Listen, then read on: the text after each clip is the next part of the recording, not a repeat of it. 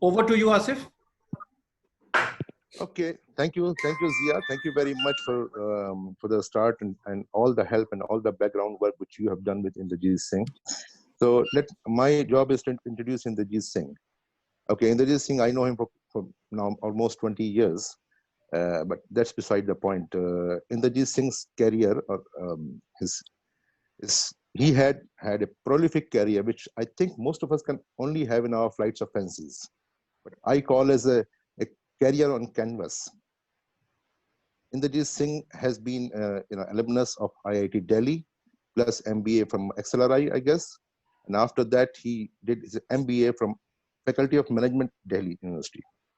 And then after that, he had management program from Oxford on Colombo Plan scholarship, and later on aviation management from the University of California, Berkeley on Rotary Foundation scholarship.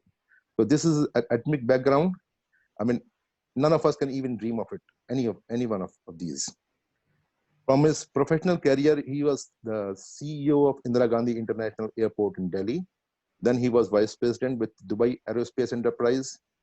And then he was with United Nations as an aviation advisor. Currently, he is adjunct professor with IIT Delhi. And on a personal front, Inderjit Singh comes from a family of career diplomats. His father was a career diplomat with the United Nations. His brother is also a diplomat with the United Nations. And I can go on and on, I think, but I have to stop somewhere. And if I miss something, you can feel free to add it, but I conclude this here. Otherwise, it will never end. Over to you, Inderjit Singh. Thank you, Asif. Thank you very much for a very generous introduction. You are so kind to me, but when you speak next time, take a little louder, please. I missed a few things, especially when you are talking good things about me. I'm sorry about that. I can repeat. No. We have known each other, so it's okay. Okay, I'm very pleased to be with amongst all of you, and it's always a pleasure speaking to students because, as you mentioned, I am an adjunct professor to a couple of universities, including Loughborough University in the UK. So whenever I get a chance to speak to young and youthful people, I love to, because it's like give and take. I mean, I'm sure there will be a lot of things to learn today from their experience and more than that, their aspirations. So I'm looking forward to a very, very good session for interaction. And I would request all the participants to let it be a dialogue. I mean, like pose as many questions as you have. Maybe we'll have a format that I finish part of the presentation, and then halfway somewhere we take a small break and then have a few discussions. And then again towards the end, while we are winding up the show, you could raise some more questions. Otherwise, about 40-45 minutes of presentation. Towards the end, maybe you may like to skip something that you had in mind and jump over to some other question. So if that is okay by everybody, I think we can do that.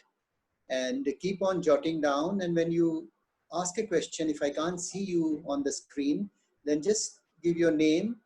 In fact, I have received from Zia and Asif your names, your pictures, and your vocation, currently what you are doing. So it's very, very exciting. I mean, we have a mix of students from engineering. There are people who are doing business management. It's one very intriguing, somebody is doing football management, which is very, very interesting.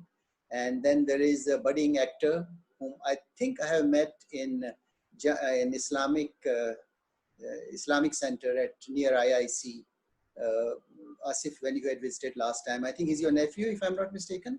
That's correct, indeed. Yes. So I have met him there, and so we have a beautiful mix of all sorts of people who are from different background, different countries now, and vocations.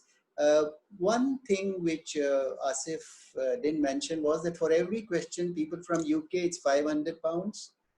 From Singapore, it's 500 Singapore dollars. And from Asif, nothing, because he's been hosting me when I used to visit London. So we can start now. Yes, we are all set. You can share your screen. And thanks for reminding us. We actually requested our participants to really provide their name and where they are calling from whenever they are asking the questions. So I think that's And very important as well. also, just one request from my side to everybody: if you can turn your mic on the mute and switch on your camera, please.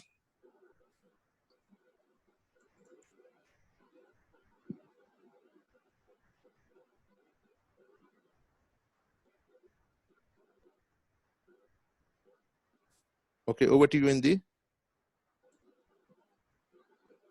Yeah, let me just adjust a little the pictures. Okay, now the pictures, I guess you can see the presentation, the first page of the presentation.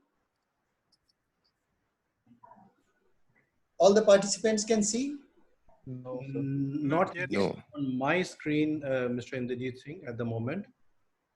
I think it's building up. I think that file is closed, which you were showing to us before. I think the presentation is on the other monitor if you have two monitors. Yeah, I think you have closed and saved somewhere. So I think you have to go back and open that file. Can you see that? Or you want me to switch it off and then again start? The screen has frozen currently. Yeah, I think the screen is frozen. Shall I? Okay, you want me to shut it and then? I think that would be easier because sometimes because of the bandwidth, internet bandwidth, it gets frozen. Maybe if you can just stop sharing and then start from the presentation slides once again, please.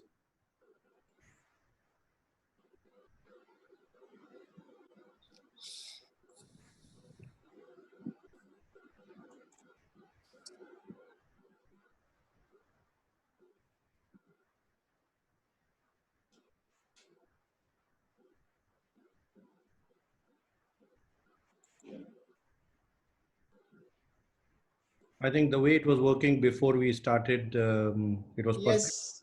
Yep. Yeah. It will come. Yeah.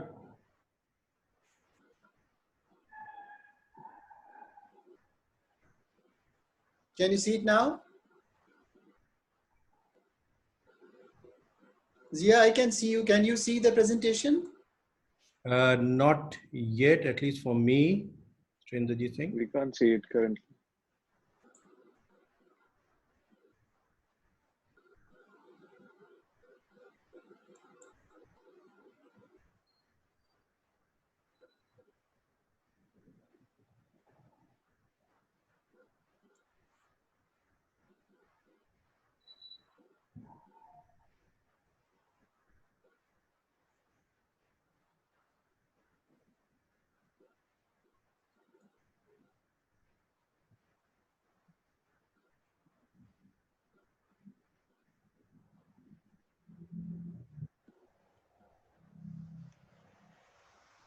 It has not built it up yet.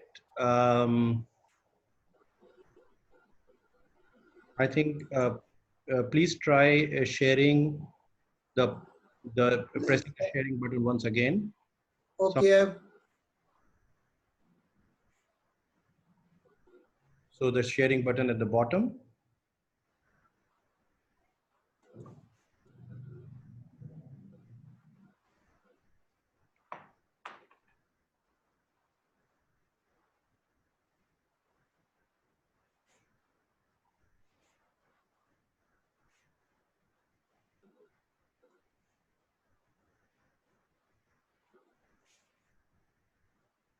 Can you see it now? Yes. Yes, Yes. Beautiful. We can see it now. It's building up. Yes, we can see it. Okay. All right. So we'll start now. First of all, as I mentioned to you, thank you very much for having me for this presentation. What we have called this presentation is Budding Young and Youthful Professionals, Communication, the Way to Go. Now, communication is both a science and an art. Science because there are models which are developed for how to communicate. And art because it's sometimes inherent in some people that they are very good communicators. Like you have people like Martin Luther King, or you have Mandela, you know, people who leave a mark when they talk, and there is so much of sense in it that it is universal in appeal. It's not, it doesn't belong to a particular region or a particular country. It's got a universal appeal. So those are the people who have a gift of the gab, or they know the subject so very well that they can share with anybody. And there is no cultural barrier in it, like we sometimes have when we interact with different parts of the world and with different types of people. I see predominantly in this group today, we have engineers, we have people from business administration, actors, players and all. So there would be, what we are going to discuss is generally speaking, and then if there are any specific concerns of anybody, please feel free to ask, because it's a two-way communication. And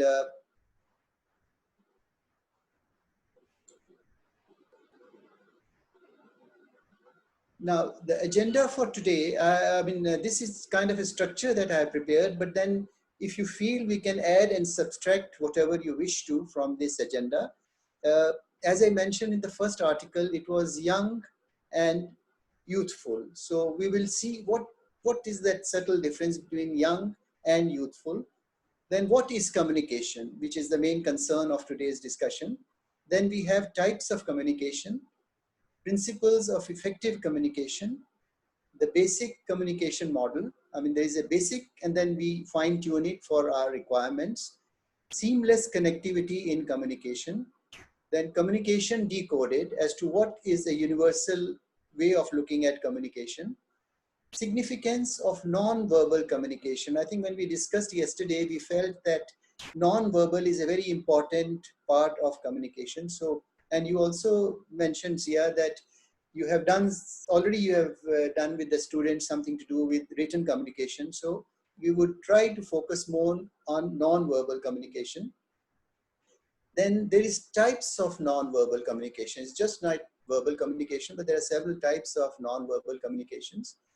Then forms of, there are forms also, types and forms. Then the body language in communication, the communication without any words, where you say so many things without even using a word. And to all that, listening is a very effective communication tool. I mean, if you want to have good communication, you have to listen very carefully. And I'm sure all those people who are attending, people who have been managers or who are aspiring to become managers in high positions, should be very, very good listeners. You know, for good listening, you need concentration. And I wish I could see all of you. I hope all of you can see me. I'm not sure whether everyone. Yes, Okay. Yes, we can Yes, see we you. can. yes, we If can it's see okay you. for you, you know, we were told that yoga is the best way of concentration. If you do a yoga, you concentrate. When you concentrate, you listen well. When you listen well, you accordingly react very well. Otherwise, you get something and you are answering something else. So we'll do a small 30 seconds yoga. Just bring your index finger and your thumb together. All of you, including Asif and Zia, everybody, yes. And then slowly take it to your chin.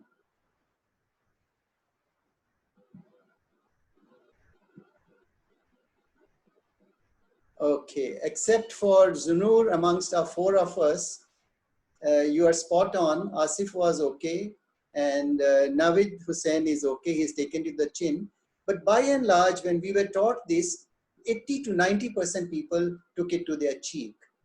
And when our instructor said, but I asked you chin, then somebody had the audacity to say, no, sir, you took it to your cheek. He says, I'm your instructor. I may do whatever I wish.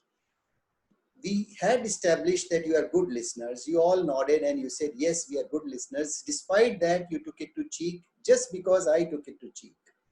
Now, for good listener, whether I do whatever, for you, the instruction was to take it to the chin. So all of you should have gone here.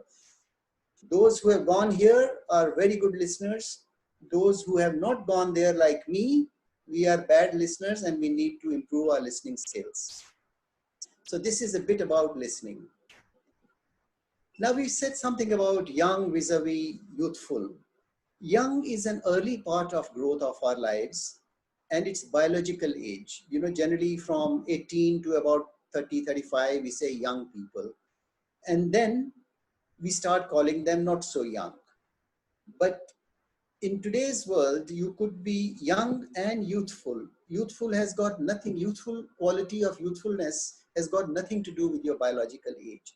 There are people at 20, 22 also become so serious and so restless about themselves. And there are some people who at 50, like Asif, they are very young at heart.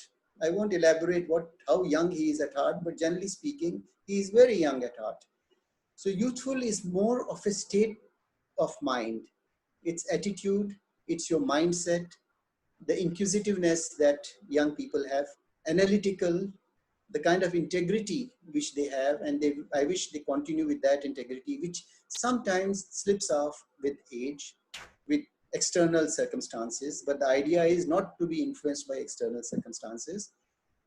Sense of adventure which young people have, that's part of youthfulness. And if you can continue being adventurous all your life, nothing like it. A sense of humor, which is very, very important, because people think that when they are very young, they can crack jokes. But why not? I mean, you have a tough time at your work, you have a tough time in, interacting with the world. So if you get a little chance to break the ice and feel comfortable by a little joke here and there, there's no harm. So a sense of humor also is a beautiful aid to communication. Then you have quality of imagination. They have very wild imagination, the young people, which a youthful person can continue to have. And a predominance of courage over timidity, of the appetite for adventure, of the life of freedom and ease. This is what John F. Kennedy described a youthful person, which I think is very correct. And a person who is young or who is not so young, if we can inculcate all these qualities, he remains to be young all his life. You can only be young once, but a person can remain youthful no matter whatever be the age. So what I was trying to say is that instead of saying that this address is to youth only, I think it's to youth and people who are youthful. Now have a look at it. What I was trying to say is to establish, if you see the picture on the right, I guess I know what you have already seen. I guess it's a rabbit. Most of you must have felt that it's a rabbit. But have a very close look at it. Don't look at the white part and you will see there are two friends very affectionately looking at each other with a white background, which just happens to be a rabbit. Have a close look. Now, what point I'm trying to make it, that as you tend to pass your young age, you become a bit cynical, and then whatever you see, you accept it. But a young person and a youthful person, we'll not call old now, it's young and youthful, would see it from all its perspectives. It see from all the angles anything and then decide a course of action. They would not be impulsive. They would be analytical, as we mentioned in the beginning. And that helps in communication, because if I'm asking a particular question, or your employee or your employer asks you a question, you look it from all 360 degrees. Now, as I mentioned, in the first impression, you see a rabbit, but the moment you start looking at those two people, you feel that's not the rabbit. It is just the white background, and actually there are two friends very affectionately looking at each other. I hope you have seen it on the screen. Yes, we have. Yes, Yeah, an old man said, erasers are made for those who made mistakes. That's a way of looking at it. A youth replied, erasers are made for those who are willing to correct their mistakes. So just the attitude, it's the same thing like what we are discussing. It's how a young person and not so young person will think. It's just a matter of attitude. It's how you put a question to somebody and you become a winner out of it. I know of two friends who went to a church and one of them felt like having a smoke in the church. So he just looked at his friend and waved that, can he have a cigarette? He said, ask the priest. So he asked the priest and he said, sir, can I smoke? Can I smoke while I pray? He says, what nonsense. How can you smoke? The other person said, can I pray while I smoke? He says, go ahead. Prayer is welcome all the time.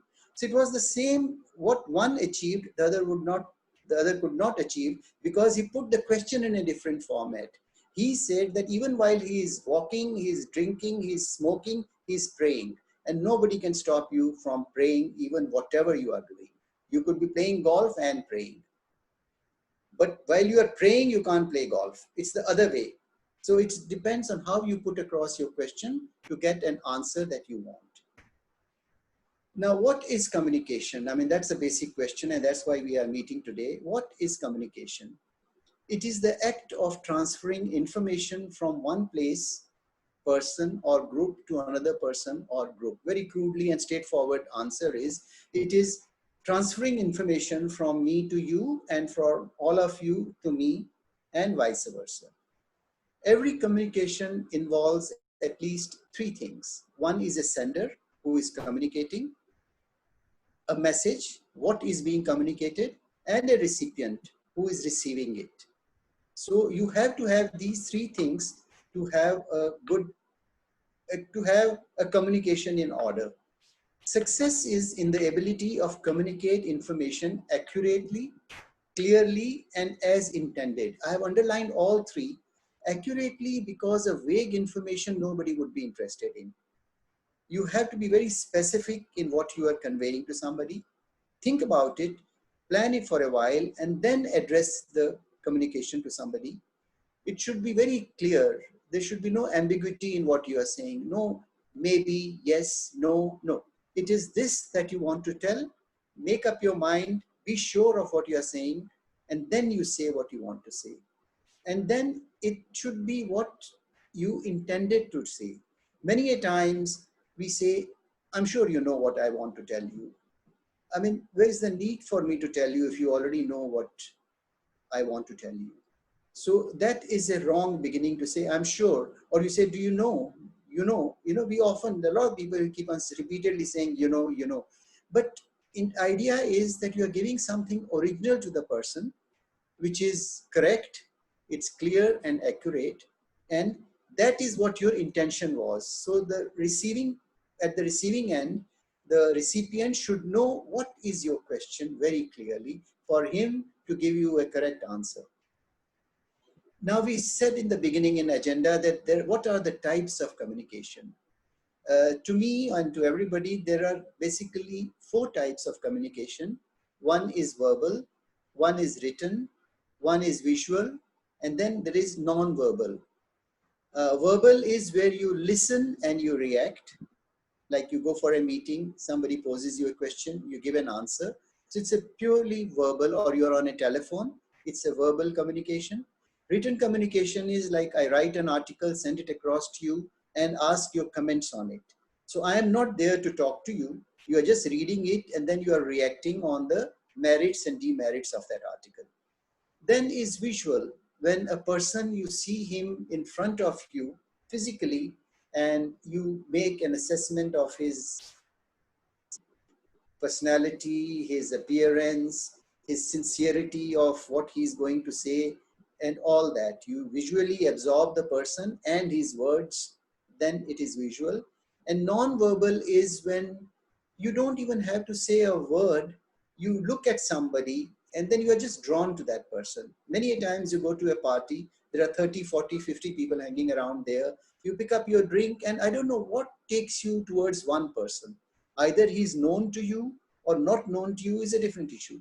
But you're just drawn towards a particular person. And then you find that you go to 3, 4 people, meet them, say hello to them, and then you tend to get back to that person, or that person follows you and comes to you. So it is some kind of a non-verbal communication that took place between the two of you, which was of mutual interest to both of you. So if you can establish that kind of a confidence, a liking, or matching of ideas, or whatever you may call, that you are automatically drawn to that person. That is all your non-verbal communication. I mean, I'm sure you all understand Hindi, and there are several Bollywood songs which are isharon mein dil lene wale and all. There is no actual saying anything to each other, but they are conveying that, in isharas, you have taken away you have stolen away my heart, or whatever. There are so many things on eyes, for instance. I think there are I'm sure any one of you, feel free. Here we can have a minute's break. Anybody who wants to utter one or two lines of any song where the focus is not on the person's looks or person's what he writes or what he speaks, but his gestures become so attractive to you. Any song that comes to your mind, you're most welcome to share. I just said one, which was Maybe I can start. Who? Zia here. Maybe I Zia, can. okay, Zia. Anything on eyes and face or looks or body or whatever. Na bole tum na maine kuch kaha. That song. How appropriate. I think there couldn't be any better song than this. Yes, this is what exactly it is. You don't say anything and you have said so many things. Anybody else from the audience? Zia, you get... I think we have Dr. Sabia, who's a very good singer. Baji, why don't you sing that आप वो गाना गा सकती हैं इशारों इशारों में दिल लेने वाले? हाँ, हो जाए थोड़ा सा.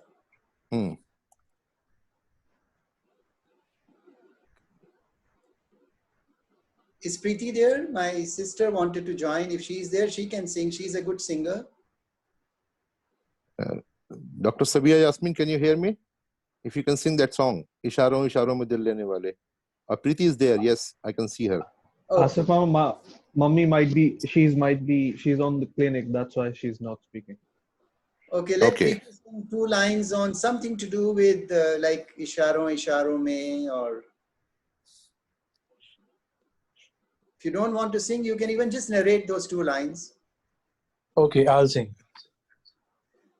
इशारों इशारों में दिल लेने वाले पता तूने. I don't remember the wording, but at least a little bit. Yeah, right. Okay, good. Okay, so so what we have learned is that there are 4 ways: verbal, written, visual, and non-verbal communication. I think Preeti want to say something now. Sure, welcome, Preeti.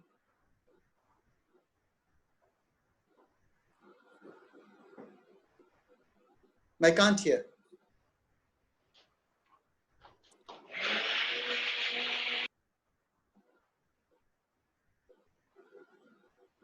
Okay, maybe towards the end when we have towards winding up the show. Now, having established the types of communication, now we go to our next slide, which is the 5 basic principles of effective communication. First is ensure that your idea is relevant. You see, there are things which are relevant for a particular occasion. Today, if I was to ask somebody, what about coming over and having a nice, there's a great festival happening in New Delhi. I mean, that is not relevant because I know none of you can travel and come to any other place. I mean, you can't get out of wherever you are staying because of the COVID-19 situation. So whatever your suggestion, I'm just giving you a very layman's kind of an example, but the point is that whatever you want to communicate has to be very relevant and in context of what is happening now. If it is a communication, a proper kind of a communication. If you want to talk of history, you want to talk of some old days, that also is there. But generally speaking, what is in context, you have to be very clear about it and it should be very relevant. Then you frame your perspective. Be prepared for any kind of an answer, because generally when we question, we already have some answer in our mind. This is where we go wrong, because what is your opinion and what is other person's opinion could be 2 different things.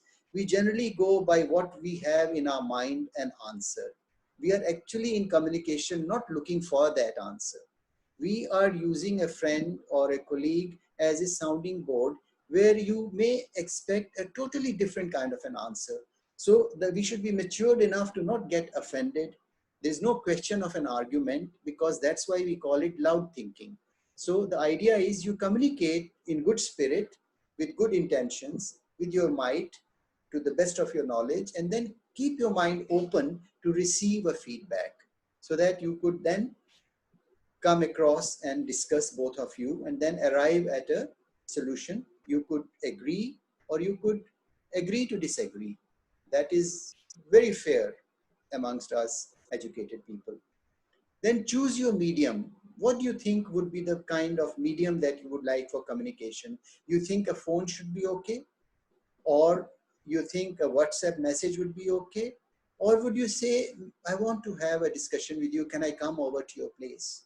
It's the same thing which you could communicate on the phone, but you want to be in the person's proximity to understand, because you see, nothing like sharing your ideas when you are face to face or you are in close touch with one another. I'm not talking of these COVID days. I mean, let's forget for a moment that we are talking, COVID is finite. Our life is infinite, not infinite, but it is there for a few years. COVID would be gone maybe in a year or 2 years or 3 years maximum. That's why I'm doing an article also as COVID is finite, aviation is forever. The idea being that we should not be shattered by these kind of hiccups or speed breakers. These are not full stops. They're just speed breakers. They come and go. We have in our own lifetime witnessed SARS, Ebola, and 9/11 and 26/11 and all those kind of things. At those moments, we got shattered. We thought that life has come to an end. But then what? Because I feel that harder we fall, higher we bounce. I mean, that should be not my feeling, but the spirit should be that the harder we fall, the higher we should bounce. We should show to COVID that if you are cruel to us, we can be equally cruel back to you. So choose your medium as to what you think is best for that particular communication. Be current and not historian. We discussed that in the past, but the idea is be current because that is what is innovative. That is something new. Like they say, uh, old kind of minds always think of what's in the newspaper, the news that is gone by. You have read, I have read, petrol has gone high. I won't call Asif and say, you know what, the petrol is gone high. I'll rather say, okay, what's happening in Qatar? Are you expanding your airport? Because that's my interest in aviation. Or is there any nice conference coming up in Qatar? Then he would be enthusiastic to give me back his feedback. Otherwise, my telling him petrol is gone high and wives are very difficult. And you know, those are the questions which we all know. So there's no point in touching, or husbands are difficult. I'm sorry, there are ladies also sitting there. So something which is mundane need not become a very interesting communication. It can be a nice gossip. But we are talking of professional communication. And always be compassionate when you are communicating. Your keenness, your honesty, your sincerity, and the respect for the person whom you are communicating should be so obvious on your face or in your letter or in your message that it should not be very artificial. Because you see, we human beings are very sensitive if we want to be. Unless we are very thick-skinned like crocodiles, we can understand, we can feel each other's vibrations. I can feel your passion, Saif, the way you are attentively looking at the screen. I can see that this topic is of interest to you. You didn't even once look here and there. And you are smiling, you are comfortable. That means you have accepted me as a communicator for the time being. So, you know, this is the whole idea, to make each other feel good, make each other feel special, so that, you know, I'm free to talk to you. I'm not scared. I'm not weighing my every word. After all, we are friends. I mean, communication is not my forte. Of course, in my management course, I did hear, and then all our life, we have been talking to friends, to our peers, to our seniors, juniors, everybody. So we have learned a bit of communication, but none of us is an expert in communication. Nobody can claim to be the end all in communication. The 7 C's of communication, which may be very overlapping with what we just saw, is one is concise. We should not, you see, the span for attention is very brief for many people. In fact, at the highest level, as you grow older and you become in senior positions, today we are chit-chatting, we have enough time, we could even extend a little in our talks. But otherwise, the span is so brief that you should finish everything. Like, for instance, Kennedy, he was known for his span of interest of 30 seconds. He used to tell the generals, please tell me in 30 seconds what exactly you are wanting. You want 9 missiles because Chinese have 8? Granted. Or you want to go and attack Iraq because of this reason? I'll say yes or no. But don't give me the history and all that, because that's your business.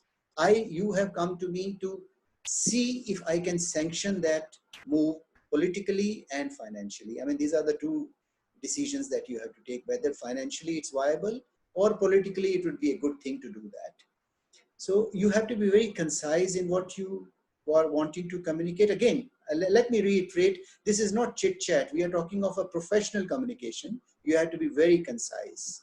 It's nothing like in Punjabi, they say, or fir, you know, you are talking on the phone, the person won't leave you. He'll say, what else? Tell me, you know, because they're so fond of each other, they want to go on and on and on. But that should not be when it comes to professional communication. It should be concise, it should be complete. Whatever you want, you see that you start with something and you end up with asking somebody what you want or telling somebody what you are going to give him, rather than leaving it, you know, loose-ended. You have to tie the end by saying, okay, I solicit your request, I solicit your support in this financial or you know, whatever opinion or whatever you want. Be very precise in what you want. Then it should be correct. We should not be beating around the bush. If you want something, you want to convey something, be correct, be honest. If you want the communication channels to be on all your life, if you want to cut off in 1 or 2 meetings, that's a different issue. You have to be courteous, because you are encroaching in on somebody's time. You are asking his advice, and so be courteous. Show that I value your advice. Then only he would come out. And you can't communicate. You can't see him. You're just writing a note. So be courteous, so that the other person feels that, look, if he's so courteous in writing to me, I'm sure he would be a good human being and courteous otherwise also. Because that is one major trait. We are talking communication as one of the traits to be a successful manager or a successful employee. But courtesy helps in the long run. In fact, when I joined the United Nations, there was a course in Montreal, because International Civil Aviation Organization is headquartered in Montreal. The lesson given to us was that, you know, we are going to assign you to different countries. And I've been to several countries in Africa, South America, and, you know, Middle East and all that. They said that many a times the requirement posed by your client, let's say we have gone to Nairobi and the client is the local government, the Civil Aviation Department or local government, that you have to say no, or you have to say go to hell. But say it in a way that he looks forward to going to the hell. I mean, you have to put it so gently, because you see, diplomacy is not always saying, yes, yes, of course, sir, you will be done. We'll give you this much money. You can go wherever you want. Many a times you have to say, sorry, or you have to say, in a way, you know, certainly go to hell. But say in a way, in a courteous, in a polite way, and in a very considerate way, that the person looks forward going to the hell. Because you have painted hell in such a beautiful way that he says, okay, let me take the flight to hell. And you have to be creative. Unless you are creative, your communication cannot be good. I mean, nobody wants to hear over and over again, repeating whatever he has read, whatever he has heard from others. So even like they say, it is better to be a good copy than a bad original. So you could sense all that has been said on COVID, for instance. I don't know, I had asked Asif, one of my articles, which was recently published in Airports International, which is world's #1 magazine in aviation, in airports. He mentioned that he has circulated that to you all. So you will see that many a times I had to differ with what IATA feels or what ICAO feels. It doesn't mean that I'm undermining them, but maybe I'm giving a thought as somebody who understands aviation to some extent. But you have to put it in a way, in a creative way, that it looks a little novel to them. Like everybody is talking of new normal these days. So, you know, it's all those things which we were doing in the past, but we'll do it in a little different way. So it becomes new normal. So if you follow these 7 C's of communication, our communication can improve a lot. Now, as I mentioned at the beginning, that it's a science also. So all scientific things have a model. You know, you don't abruptly work on something. So in communication also, you work based on certain models. So I've tried to, you see, they say a picture speaks like 1,000 words. So instead of writing in lines and all, I made this little diagram. So what you have, the 5 elements are sender, receiver, a medium in between, then the context, and then the message. So you have a sender, then there is a receiver, then the medium which we just now discussed, it could be any medium, WhatsApp, SMS, a letter, a song like Isharo Isharo Mein. I mean, you have not said anything, but you have sung a song, the other person got the hint as to what you wanted to say. And then there has to be a context to it, a very important thing. It should not be just out of the blue, you get a letter and you say, why is this? And why at this time? And why to me? If I write to Ikram and I know his background, I would rather touch upon something where he can give me a good answer, or I know he would not give me an answer, but he has a very dear friend, he can reach out.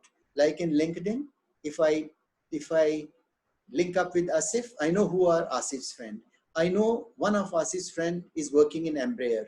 I have some work in Embraer. So I asked Asif, I said, Asif, I have seen that you have a friend in Embraer. Embraer, as you know, in Brazil are the people who make aircraft. He will say, no problem, Indy, I'm going to check with him if he can meet your requirements. And this is why in LinkedIn, if you analyze, why do they give common friends? Because they want you to interact with them. You know, the whole idea of being on LinkedIn is to enlarge your professional reach. Otherwise, they would not give you if it was so private. They would say, keep it to ourselves. So you have to have a context, and then you have to have a message. How you convey that message, and best would be the feedback also. It's not there, but I wish there was another circle for feedback, because many a times we tend to lose in a communication, and that's what we call as communication gap. I tell Asif, okay, see you tomorrow morning, 6:30, or see you at the golf course at 6:30 tomorrow morning. He said, sure, we will. But it would be better if he says, so see you then at 6:30 tomorrow morning. So, you know, it's registered in his mind, and I got an acknowledgement on the spot that he has listened very carefully. It was not the cheek and chin story where I said, let's go to the cheek and let's go to the chin and we all landed up at cheek. I mean, majority or whatever percentage. So the idea is that if you get a good feedback, that's also a very important part of communication. So sometimes if you know that you may not get, even if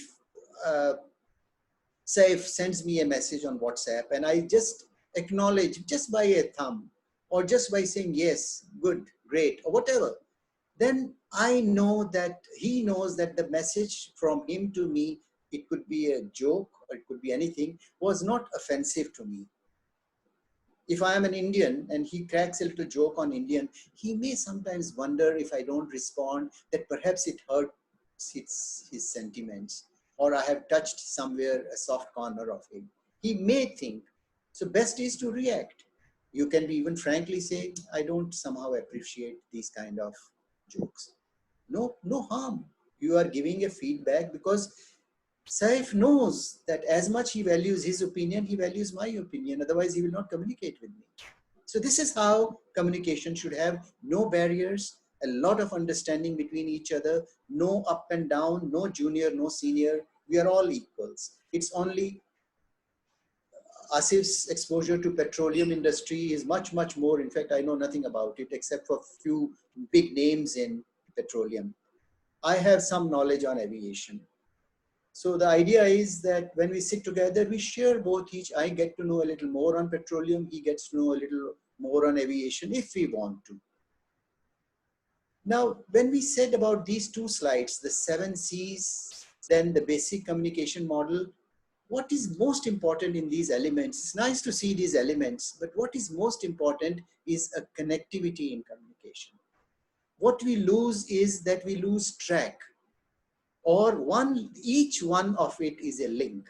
The sender, the receiver, the medium, the message, and the feedback, they are all links in one long chain. If one of the link is weak, as you see, all other links are of steel, one link is of thread. Now this thread can break, and if that breaks, the entire chain will snap.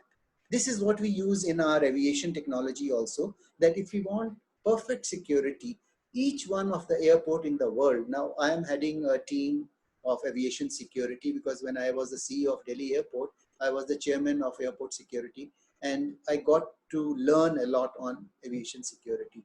Now let us say we are very good in security. Nepal may be very good in security, Pakistan may be very good in security, but Bangladesh is weak in security. What happens? That an intruder can get inside the aeroplane when the aeroplane is in Bangladesh, because you have hopping flights. Or this is just out of the way I've taken the names, because we are all familiar with 4-5 countries in our region. That's why each link, if we want a perfect situation, each one of them should be strong. The sender should be strong enough to convey exactly what we did here, concise, complete, correct, clear, courteous, and all. So he has done his bit. Selection of medium should be perfect amongst all the mediums. Receiver should be receptive. It should not be somebody who doesn't like to be contacted. There are people who don't want to be contacted. You send them 3 mails, they'll not answer to you, then you get your signal that he's not bothered, he's not interested. He's only interested to convey messages, but he's not interested to respond to any messages. Then context and message. So each one of these are those links. And if any one of these links is weak, it will snap and the whole chain will break. So make sure that each link is strong enough. Now, Peter F. Drucker needs no introduction. I mean, we are all students of management. I have done management, and I have seen your CVs. Some of you are in the pursuing management or have done management. Peter Drucker is the guru of management, the guru of modern management. He said the most important in communication is to hear what isn't being said. What is being said, you are hearing anyway. But what is not being said, if you can hear that, that is the skill in communication. So a communicator, if he's a professional communicator, I'm not a professional communicator. I go and address students, I go and participate in conferences and all, but I'm not a trained communicator like there are a lot of people who go in for courses in communication, or they go in courses for in so many other subjects like journalism and all that. So please remember that the most important thing in communication is to hear what is not being said. The person's gestures, his attitude, his politeness, his intent, his sincerity in what he's doing. Then you know that this is real communication. Okay? Because when you read a newspaper, you're not communicating with the newspaper, because the words only, they are words to be read. The words don't speak. The words don't smile. So this is what I mean. Communication between people is so much different from communication between a book and yourself, or a newspaper and yourself. Now, as I mentioned in the beginning, that we would focus, there are several ways of communication: writing, speaking, learning, listening, and all. But non-verbal communication, because we are stressing on that aspect, non-verbal communication between people is communication through sending and receiving wordless clues. Same like isharo mein. You convey so much. When you go to somebody's house, he receives you, he doesn't even say anything, welcome, nice to see you and all that. He opens his arms, then he points you towards the bar. It's like, welcome, so happy to see you. It's like a dog. When you are approaching a dog, the way he wags his tail and all, he's communicated everything, that he was waiting for you. Why did you come so late? I hope you are good. Everything is communicated in those gestures in a split second. So my friend Asif receives me. with his arms open at the door. He's waiting for me because I told him while I was parking the car that I'm coming to your apartment. Then he points towards the best seat in the room, most comfortable. He says, come on, sit there. He just gestures me there. He doesn't even have to say a word. Then he points me towards the coffee machine or the bar or whatever and say, go ahead, serve yourself. You know, all those things make you feel wanted. And this is what is communication. He didn't say a word, but I felt very comfortable. He didn't look at his watch to convey to me very subtly, well, is this the time to come? I mean, his looking at watch is to say, well, 11 o'clock in the night and you are here. I know I will not go to his place at an odd time. But if I landed there, then how he behaves with me is how a compassionate person he is, or how good a friend he is to me. Anytime you start getting bored, just yawn and I can see you all. People are using around 35% verbal communication and 65% non-verbal communication in daily life.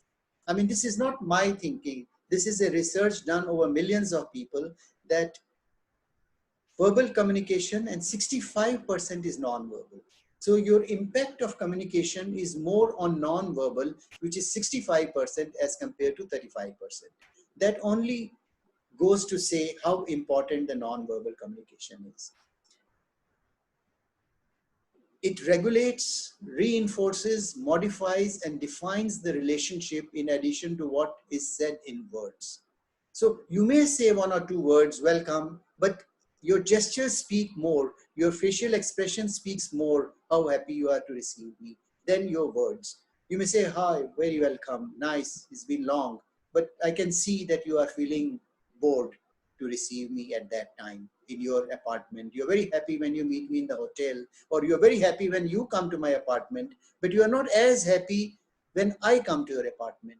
So I hope you understand the subtle difference. There are a lot of people who want to meet you at your place or in a restaurant, but they don't like to receive you at your place. Well, that's their own. Some people like privacy to that an extent that they don't want anybody to come to their houses.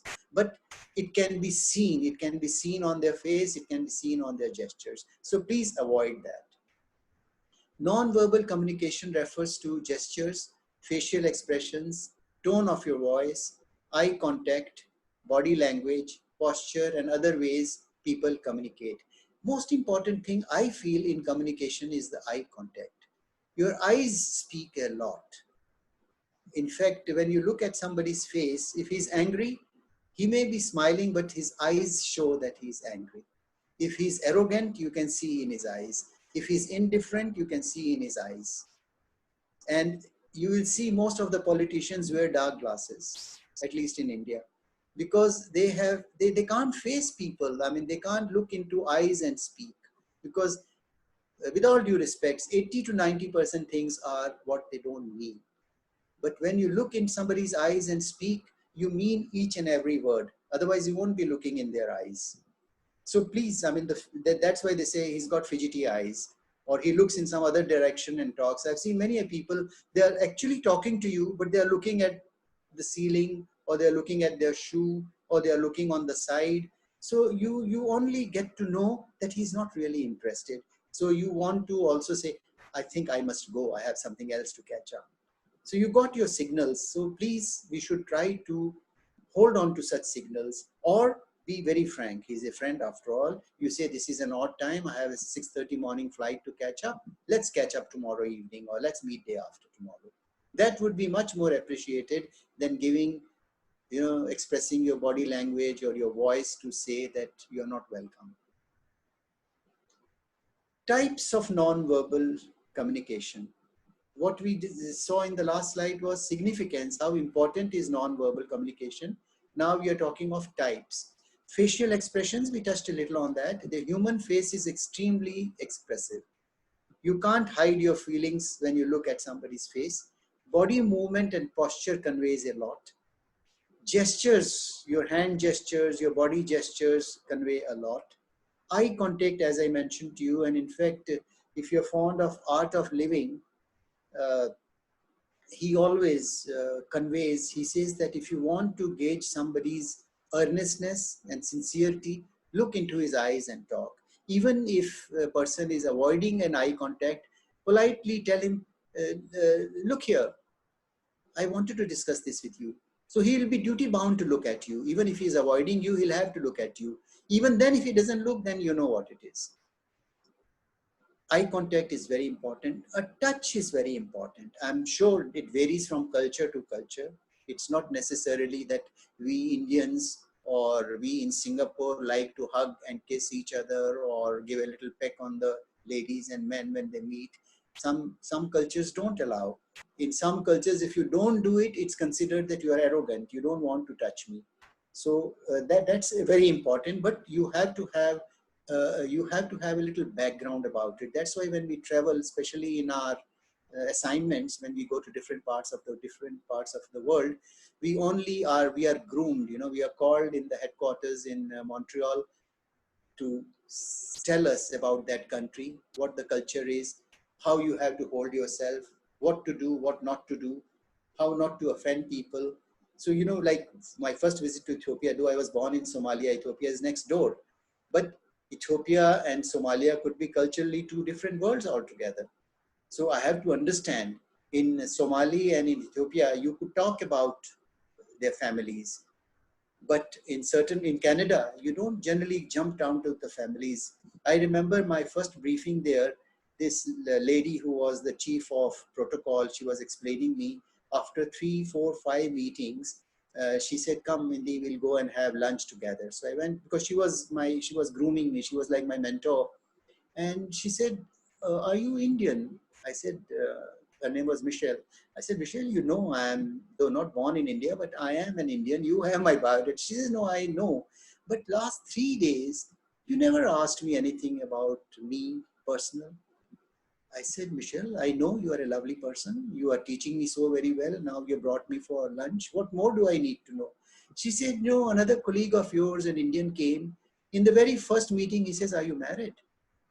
So she says, out of the blue, I mean, he just asked me after 15 minutes of discussion, are you married? Then she said, uh, how much of Montreal have you seen before? I wanted to change the topic, she said. Then after 5, 6, 7, 8 minutes, he says, how many children do you have? So she said, it's none of his business to ask. But Indi, I'm telling you, I'm married 3 times. This is my 4th wedding. Because you didn't ask. And I said, Michelle, I knew once we are familiar, we are comfortable with one another, we will automatically open out, because that is the culture there. And in certain countries, like in India, I think in the very first or second meeting, they want to know everything about you. Not about your business or not for the work that you have gone in, but irrelevant peripheral questions. So this is again a part of communication. We should know what is the local culture of that country, and we accordingly mold our communication. So voice, of course, conveys a lot, and pay attention to inconsistencies. This is what many a times happen. People who are good listeners, when you are talking to them, or you tend to sometimes say something, oh, I love to go around the world, because you know that job wants you to take you around the world, because that's a big question they ask in UN. Are you willing to go any part of the world? We always say yes, because honestly, I can go anywhere. You send me to Sudan, I've been to Sudan also, which was South Sudan, Juba, dangerous place to go. But I said, sure, if my job goes, it's a challenging assignment, I accepted it and I did go. But you say in the beginning, I can go anywhere. If you are interviewing me, Ikram, you say, okay, we like you everything, but you know, your job would entail going all over the world. And I say, of course, I love to, because I want the job. And little later in my discussion, I say, I hate packing and unpacking. So, you know, you have contradicted yourself and you are not consistent, because you are not truthful to yourself. It came out, but the other person has noted it, that on one side you say you are willing to go anywhere, and the other side you say, oh, how much you hate going and staying in hotels and packing and unpacking your luggage. So, you know, be consistent in what you communicate. That's important. Could you just excuse me for a second? I have to plug in the...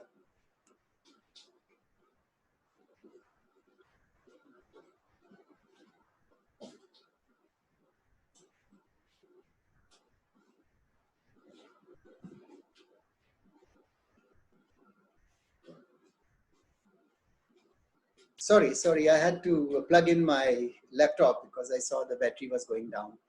Okay, we go to the next slide. So when we were talking of non-verbal communication, I think body language is very important. And Asif, while we were discussing day before yesterday, the preliminaries of today's discussion, he mentioned that let's focus a little more on body language. So in this slide, you see body language, physical signs, your posture, your movement, your attitude, how you use your hands when you are talking to some people. Some people like to express through their hands. How are they moving without distracting the other person? So that is what is all this is non-verbal, and body language is very important.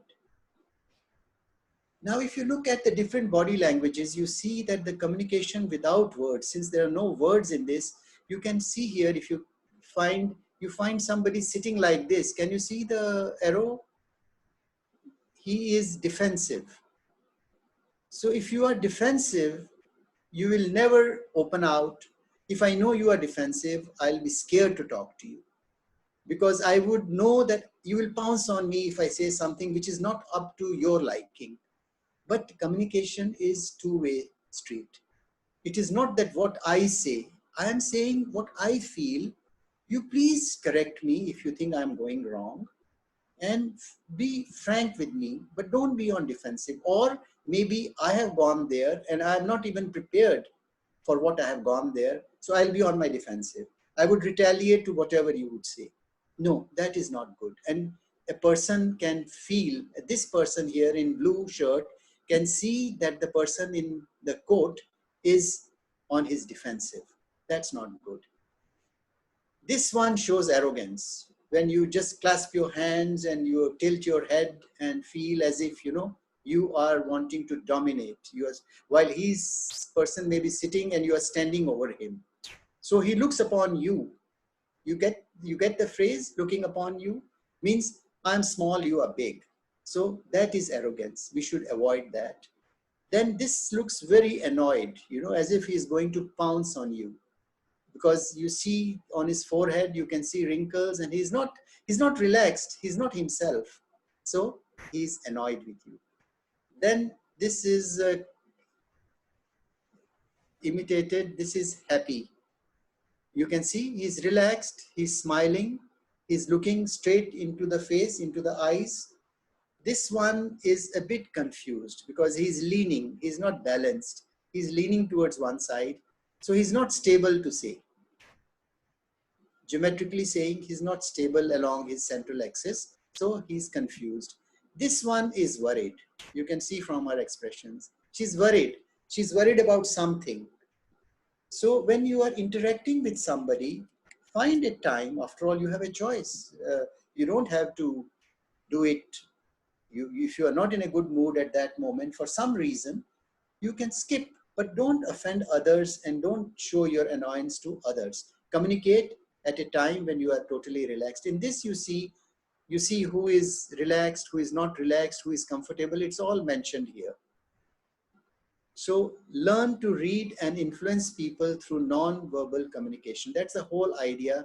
You can influence people, and many a times people get just drawn towards you because of how you communicate non-verbally than verbally.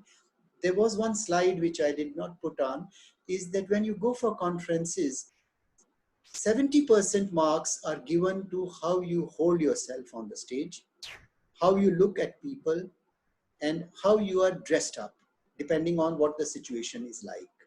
Because if you dress up well in a conference, you are actually giving compliments to people who are all dressed well. People who delegates to come, they generally come up very well dressed up in conferences, in international conferences. And only 7% was given to contents, which I was shocked to know. I thought that 70 or 80% should be on contents. People spend so much time in researching and preparing a paper. But especially in today's world where people have got laptops and they have these little phones with them, they are planning what to go and where to go and have a drink today, or which movie to go and see while they're sitting in the conference. Though we all request them to please put your phones in your pockets and focus on the discussion. But still people do that, and I think it's very human to do that. So the important thing is what you convey through your appearance, the way you conduct yourself is much more than your contents. Now, we spend, now listening is very, very important part of your communication. Most of us, I mean, at least I can speak for myself, I'm not a very good listener. If you were to tell me something, I would probably interrupt, which is a bad trait in me. And I like to improve on that, because listening is very, very important. Why do we go to doctors and we pay so much money? Because they very carefully listen to all your woes. Even if you're going wrong, they'll keep on listening. After they have listened, you start feeling good. Just you have offloaded your mind on them. So you're already feeling half comfortable.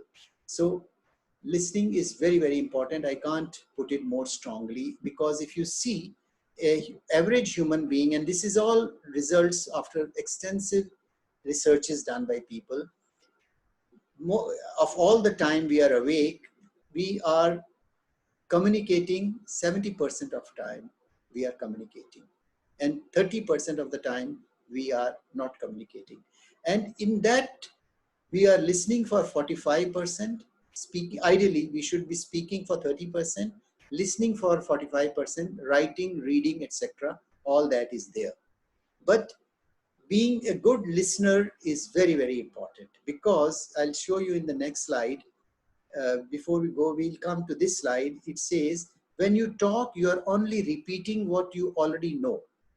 But if you listen, you may learn something new. This, I think, is very important, at least for me, because I tend to interrupt, because I think I know so much. Let me go on and on and on. But what am I gaining? I am telling what I already know. But if I'm listening, I may tend to learn something and go, which will be a value addition to already what I know. I know it's very difficult when you know your subject, or you think you know your subject. Sajid is yawning, so I think we should back up soon. Okay. So when you talk, you are only repeating what you already know, but if you listen, you may learn something new, which is very, very good. And this is, knowledge speaks, but wisdom listens. So wisdom lies in listening to people rather than speaking all the time. Yes, where there's an occasion, you have invited me to speak, I must speak. Whatever little I know, I must share, because you will have half an hour to question me and you will be speaking. But since you have given this opportunity to me to speak, I am speaking. But generally speaking, I should be listening more and speaking less. And you see here, it's a very nice graphic. You see the ear of a man, if you can notice, and here is the profile of a lady. So I don't know in why the graphic designer put that he should always be listening to her. But the message is very clear, that be a good listener. Now we'll go to the slide which I skipped. It's active listening. One was how much time we spend in time listening. Now in listening also, we could be a little indifferent. We are nodding our head. We are saying that yes, yes, yes, yes. I had an encounter. Can I share with you for 1 minute? I had an encounter when I was the CEO of Delhi Airport. I had an encounter with the Minister of Civil Aviation in his office. And I sought an appointment. I was given an appointment. I carried that file because that file was beyond my, we all in our setup have how much orders we can place. There is a limit. Let's say for me, 100 crores. For the chairman, because I was in the operations, I had more than the chairman who had 80 crores. But the minister had up to 200 crores. So this particular contract was about 137, 140 crores. So I had to go to the minister. So I went to the minister. He was sitting there, with his chappals out and all, unlike a minister, which I thought would be, at his workplace, he must be all attentive. So he said, "Ha, bolo." So I started talking and he was flipping his files. which was very annoying. I tolerated it, but I've been a bit rebellion, which I think is not good. But at times when it comes to business, you have to be. So I kept on watching and I uttered a few lines and he's still flipping and picking up this file and keeping that file in between. He picked up his mug. So I said, excuse me, sir, I'll come tomorrow or day after. I'll seek an appointment and come. He says, kya ho gaya, janab? You know. So I said, sir, I think there is something more engrossing and you are focusing on that. This subject can wait because by end of this week, I have to give an answer for it. So he says, why did you come to me for it? I said, because this is my capacity. The chairman has this much capacity. The board has so much capacity. But minister, we have drawn 4 people. They are all equals. You have to just pick one, the best amongst the equals. So then he folded because he saw that annoyance. The moment I almost gestured to get up and say, I'll seek an appointment and come when you are free. He immediately shut his file and he looked at me and said, हाँ बताइए साहब. Then I told him the whole thing. Honestly, after the discussion, when I got up, he came all around his table and he hugged me, which was so touching. I mean, look at the magnanimity of that person. He hugged me and said, "Aapne aaj hame ek sabak sikha diya." So I said, "Sir, nahi, kuch nahi, sabak nahi, but I wanted your full attention because it's a very sensitive issue, and I wanted your full attention before you." So he says, "Okay, give it to B. A, B, C, D. He saw, give it to B." So I said, "Okay, sir." Then I put the file in front of him. I said, "Approve it." He says, "Aap kar dijiye, just write that you had a chat with minister." Now look, how can I record what he has in mind? He was even reluctant to write that. And then there were certain ministers who would look at the file and say, "Seen thanks." We had to go back to them and say, "What do you mean by seen thanks? You say approved or not approved. Seen thanks means nothing." So, many a times you have to confront with such people, but then without offending them by words, it's a very gesture which just occurred to me. I quietly pushed my chair back and I pretended to get up and say, "Sir, I'll come some other day when you are a little free." That little gesture mellowed down him. He gave me attention. He came around the table and he hugged me, and then we went away, we parted. And then whenever he used to come to the airport, he would ask for me and we go and sit and have tea and coffee and all. So that's how friendship developed. So sometimes it's nice to be frank and candid in your communication, whichever way you want to, it helps. In active listening is, of course, listening for feelings. You have to listen what the feelings are, observing body language. Then there are certain neutral techniques. Then a paraphrasing, how you want to put across. Now it depends with whom you are communicating. You can't have one standard set of communication with everybody. When you are communicating with some person, you have to be, accordingly, you have to mold your communication. Self-awareness has to be there, reflection, questioning, clarifying techniques, summarizing, hearing content, and all, they're all part of active listening. This, of course, we have gone through. And this picture explains a lot. This is avoidable communication, where a person who is knowledgeable is cool and relaxed, and the person who thinks he's very knowledgeable is going on and on shouting. So this kind of communication one should avoid. When you see things reaching to that level, the best would be to politely walk out and say, "I think we will meet next time." Now, this is just a concluding message. You are what your choices are. So you all choose to shine, because they say you are what your thoughts are. Generally, when you talk about a person, what your thoughts are make you what you are. Similarly, your choices make you what you are. You may be doing engineering, but then you want to become an actor. You leave engineering and switch over to acting. So it is your choice. So do pursue that, because your instincts say you want to do that and you think you are qualified for doing that. Go ahead and do it, because if you don't do well in acting, you had nobody else to communicate and say that you put me in the wrong place. So you go ahead and choose. Now, at the end of this presentation, we are perhaps left with so many questions as there are answers. or more questions still to be answered. But then it is better to debate a question without settling it than to settle a question without debating it. What I'm trying to convey is that we should not take it for granted that what I have said or what Asif has said or what Ikram has said or Sajid has said is all the gospel truth. There are 22 or 25 people attending here. They all have their points of view. So it's better to discuss and debate an issue rather than just decide without debating and say this is what is final. With this, I conclude my presentation, and now we can have discussions. If there are any specific questions, I'll be very pleased to answer. It's taken about 1 hour and 10 minutes. Okay, thank you very much, Indi. And I have to interject her. Zia, can you please admit Alina? She got disconnected and she's waiting in the waiting room. Admit whom? Alina. Zia has to admit Alina. How can I admit? No, not you, I can see Indi. Alina. Zia. Yes, I can see. Yeah, Shall so I shut off the presentation or keep it? No, it's okay. I have Um, admitted Alina. Alina is there now. Yeah, she's in. And Yes, Alina. yeah. And can Okay. I think this is a time to go for questions. I will open it to everyone. Please introduce yourself and any question to Mr. Inderjit Singh. It's an excellent time to really have that conversation. I can see Sarah. Do you want to ask a question? No? I can Yes, see Uncle. Alina I would on like.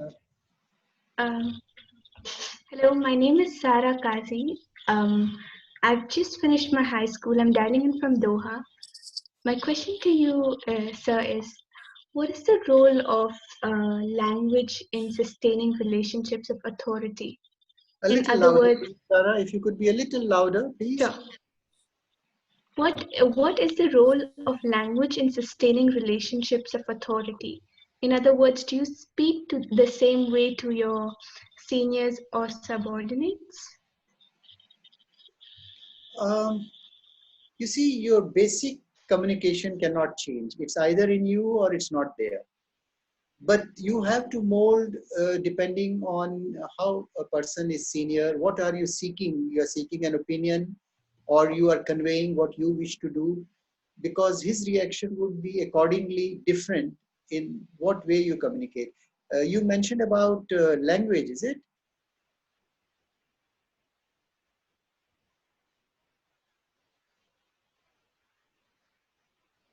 Sarah?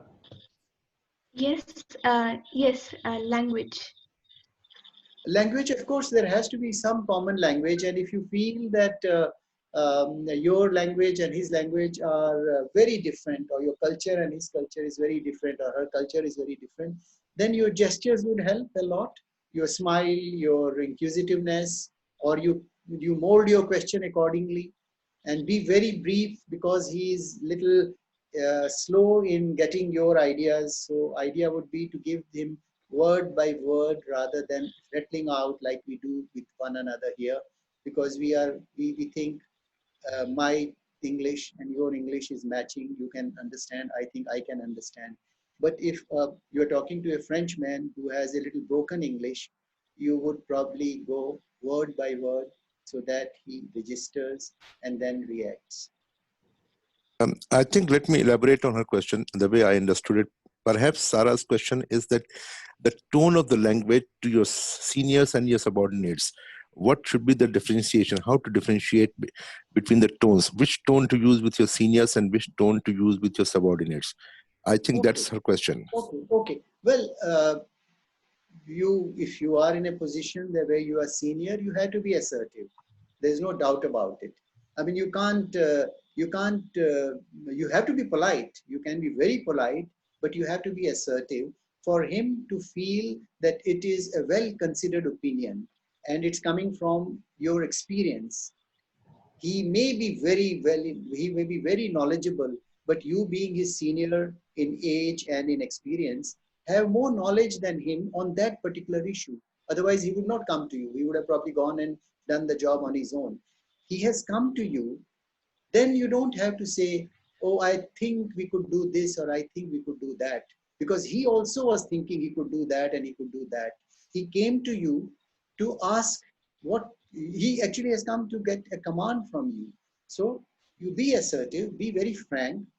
You have to be polite, don't have to be rude, but and never ever mix up too much of familiarity when it is in a workplace. I remember, I mean, I'm sharing my experience when I was at the airport. One of a very senior officer, while he was talking to me, suddenly used his voice. He says, "Yeah." So I'm still sensitive to all that. And I said, "Excuse me, did you say yar?" So he said, "Sir, he was a police officer, mind you, he was the DCP rank, and I was the chairman of Airport Security Committee, and he was the convener of the same security committee, a rank of DCP who became Commissioner of Police in Delhi. But that time he was the DCP. So I said, then I took his name and I said, "Were we in school together?" He says, "No." I said, "Were we in academy or in college together?" He said, "No, sir, no, you are senior to me. We were never together in the academy." Then I said, "No, I heard you saying yar." So he says, "I'm so sorry." I said, "Listen, after this discussion, if we become good friends," I was just new at that airport and I'd come from Montreal 3 years there, and then I come back and suddenly somebody confronts me with a word like yar, which somehow I thought was not appropriate for that occasion. I told him, I said, "X, one day we'll become friends. You'll come to my place or I'll come to your place. We'll have a drink. Then maybe a yar would fit in. But at this stage, I think let's maintain that decorum." He said, "Sir," as police person would say. And that was beautiful, because it created, instead of my keeping that in my heart and always avoiding him, we became very good friends. And then he invited me in the police academy to give a talk on something else. I think it was time management or something. Then he tells the entire new people who were doing their IFS, he said that, IPS, he said that, "Sir, on such and such year told me this, and since that day I remember, and I also in turn told many of my juniors not to use this word yar." People who are in India, they often use this yar and all that, which I think is okay. I don't like the word personally, but it's okay, but depends in what circumstances. So to answer your question, you have to see that if you're talking to your senior or your junior, if you are the type who wouldn't mind being called yar or something, then it's okay. But if you don't say so, they will respect you more. To your juniors, you have to be assertive.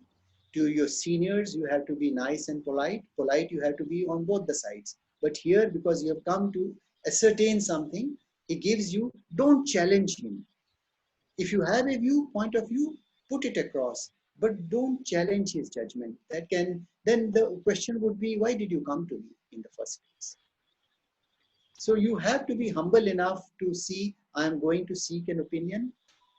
If he is not going out of the way and he's not used to your environment and he gives you something wrong, like I'm watching a beautiful serial called House of Cards, where the entire I think it runs into 90 episodes on Netflix. It's about the president of that country. And there is so much to learn from that character, because he molds himself when he talks to a butler, when he talks to his driver, when he talks to his wife. It's not being double or triple or four faces. A lot of people think here, he's very double-faced. When he's talking to his junior, he's like this. When he's talking to his senior, he's like this. No, you have to be. These are part of your job requirements. If the minister is being arrogant, you have to put him in his place. So what? He may not like you. He may put some adverse remark, but then what? Those things are not finite. They're 2 years, 3 years postings. Life goes on. You should know Very how to very move good. on. I think how to Yeah. move on Thank is the you. answer. Yes, And I you think young that's people are very good in this moving on business. No, I think this is actually, can I just move to first one more question, and Asif, I'll come back to you, because Zunoon. no, Zia, I have to interject here. Indi, can you please shut down your slide so that the screen is more visible to everybody? Yeah. Okay, over to you, Zia. Okay. Yeah, thanks a lot, Asif. I think now Mr. Inderjit Singh can see everyone or most of us on the screen. So I think Zunur Faisal is waiting for some time to ask a question. So I'll go to Zunur. Yeah, hi, sir. Hello. I'm Zanur. I'm an architect and I'm dialing in from Delhi. A So my question little is, louder, please. A little louder. yeah, can you hear me? Yeah, I can. Uh, Now I can. Yeah. yeah. Sir, when we are communicating our thoughts, especially in business meetings or proposals in companies, so when we're talking to senior leadership, it's very important to be assertive.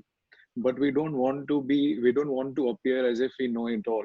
So words that have higher truth value, like the difference between believe and I think, like when we say I believe Your and I voice is think. fading. Please, if you could, a little louder, please, if you don't mind. 1 minute, sir. I'll just. Are you able to hear me, sir? This is better. Yeah, just Yeah, retain Fine now. yourself here for some time. So I'm just saying that there is a difference between. Did you get the earlier part of my question? No, if you could repeat it, please. Yeah, I will.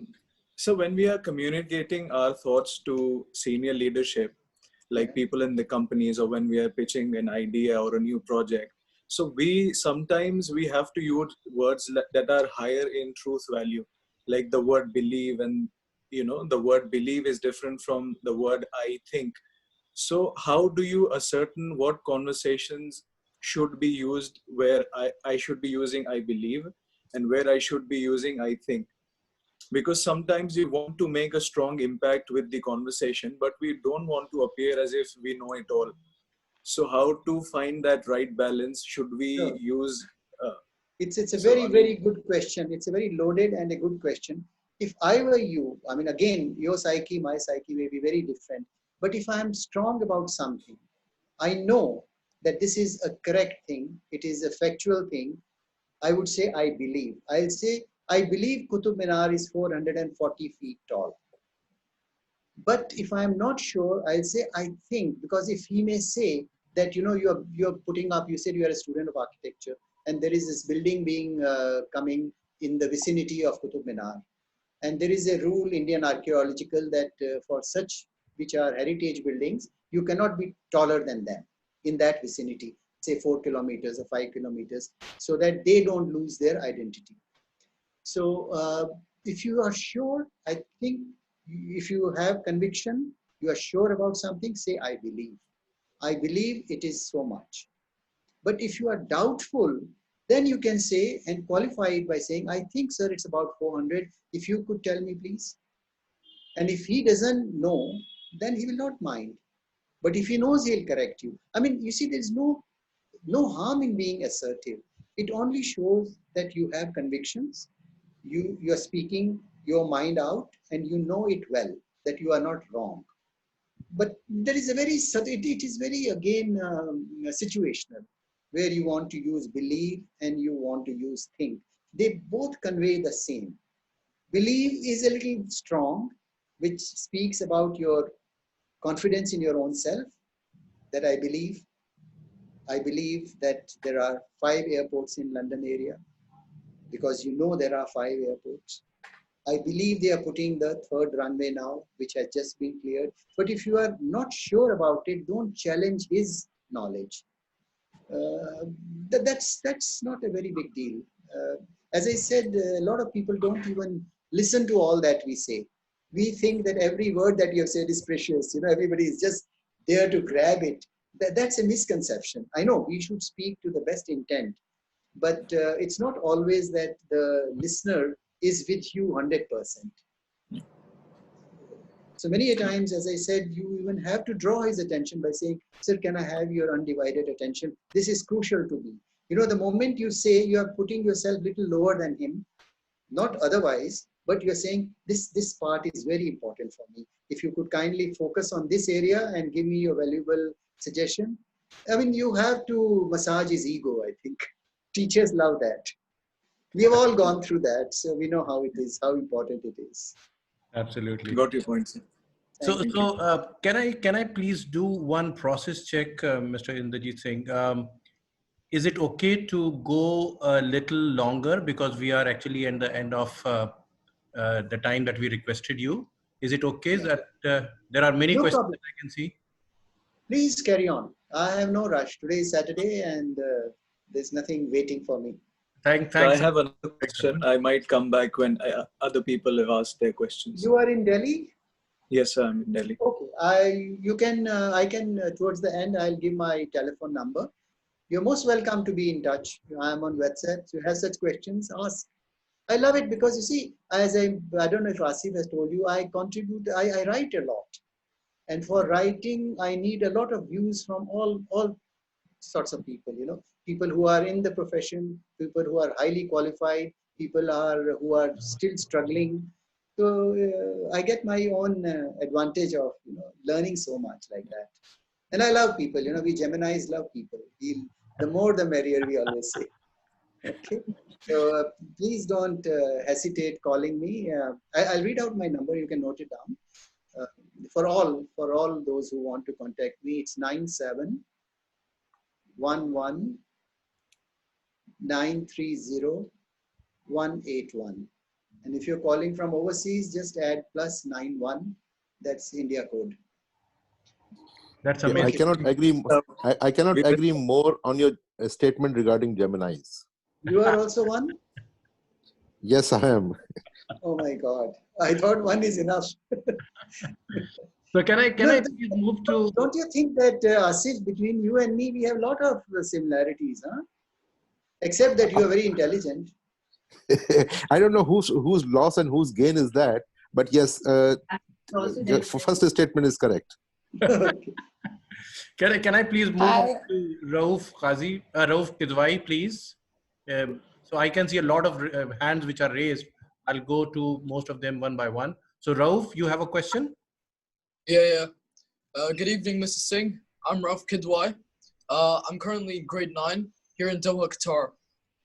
My question for you is, for an instance, if I'm in a party and I'm sitting at a table and there are people with different backgrounds, with different interests, how could I strike a conversation to generate interest amongst all the people sitting around me? Yeah. You know what? If I were you, probably I'll just watch what they are drinking. And if I see somebody is having a Bloody Mary, I love Bloody Mary. So I'll go to him and say, did you make one or you got it fixed by the bartender?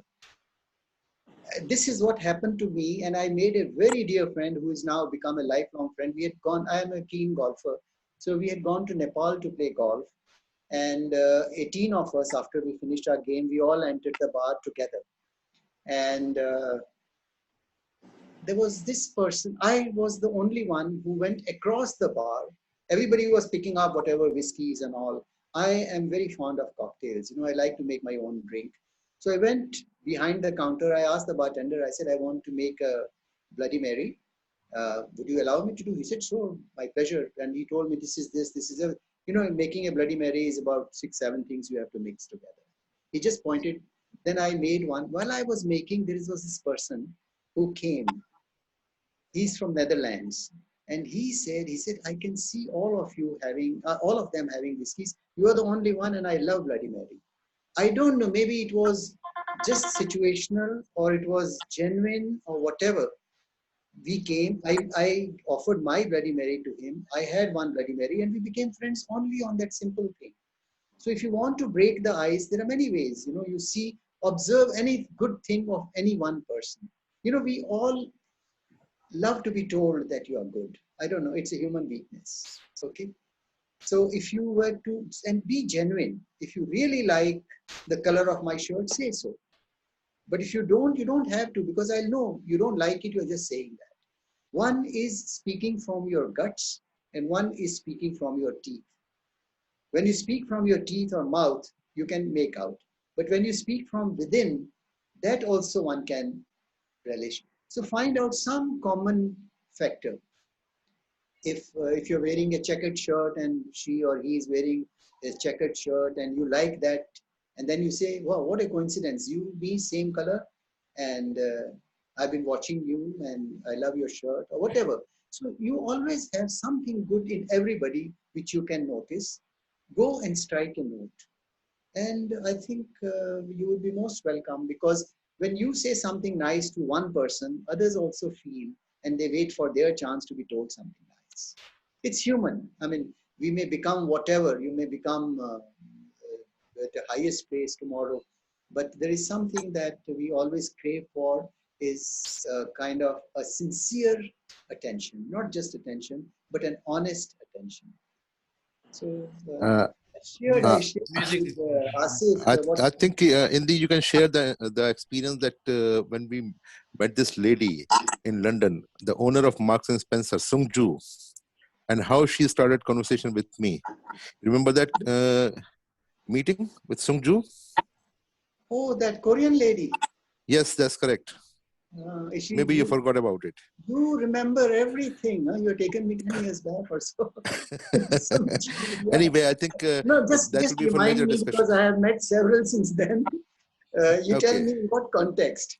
Well, you remember we met her in London, and we had Then we lunch decided together to after meet that. somewhere outside the church or something near the Yes, steps of that's the church. correct. Yes, yes. And And then we what had lunch happened? together as well. Anyway, I think we'll discuss that in later time with the kids. Yeah. Let's. There are I many kids remember I asking the question. invited her. I remember I invited her. We had lunch, but you took her away. That much I remember. Okay, well, I think we'll have That a along with later you. discussion later on. Okay. Over to you, Zia. No, I think that's really what I would really say, that the response that you just provided for the previous question. I mean, frankly, people like me, I enjoyed it very much because it's always a struggle for me to strike a conversation with strangers. So thanks a lot. Maybe I would like to move on.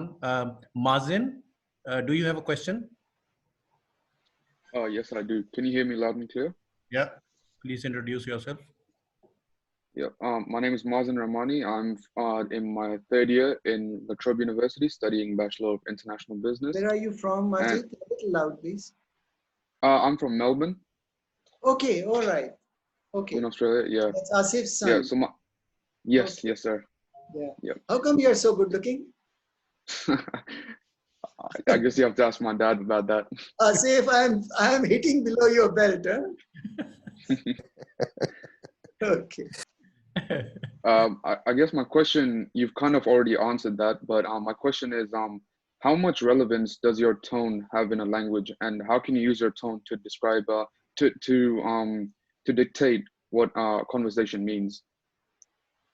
I'm sorry, I couldn't get your question. Can you Yeah. So my question, can you hear me? Bring the speaker close to you. I'm actually using my headphones. Can you hear me right now? Yeah, this is much better. Yes. Okay. Yeah. So my question is, how much relevance does your tone have during a conversation?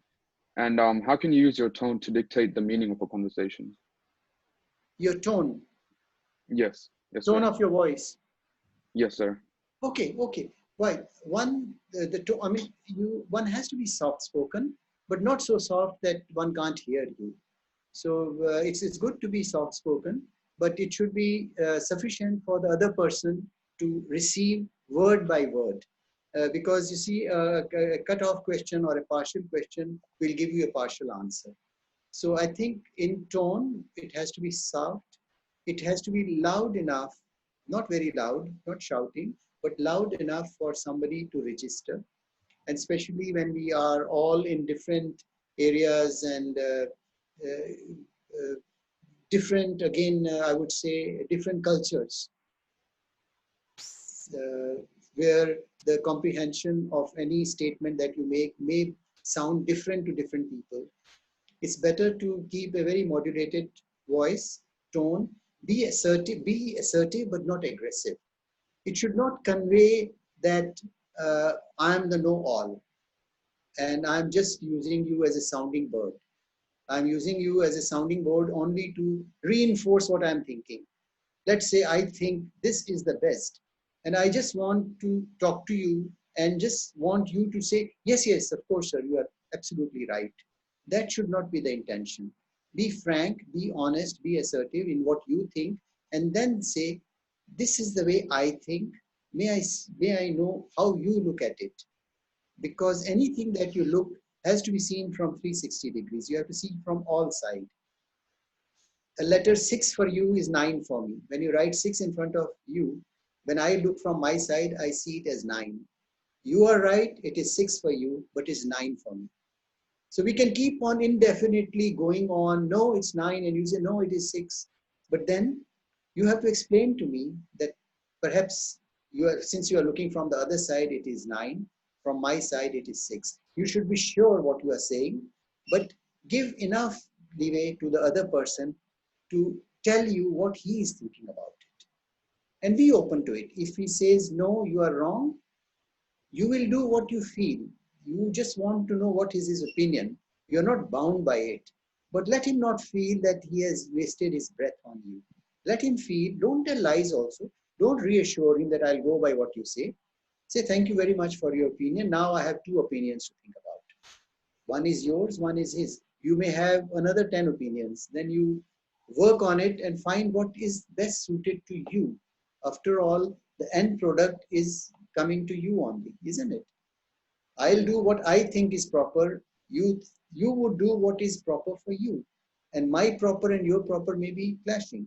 So, I mean, that's the way it is. And tone, of course, as I said, you have to be loud enough for others to understand. You have to be clear in your thoughts, what you are conveying. All those 4, 5 things we saw, the 7 C's, concise, correct, clean, or whatever way it is.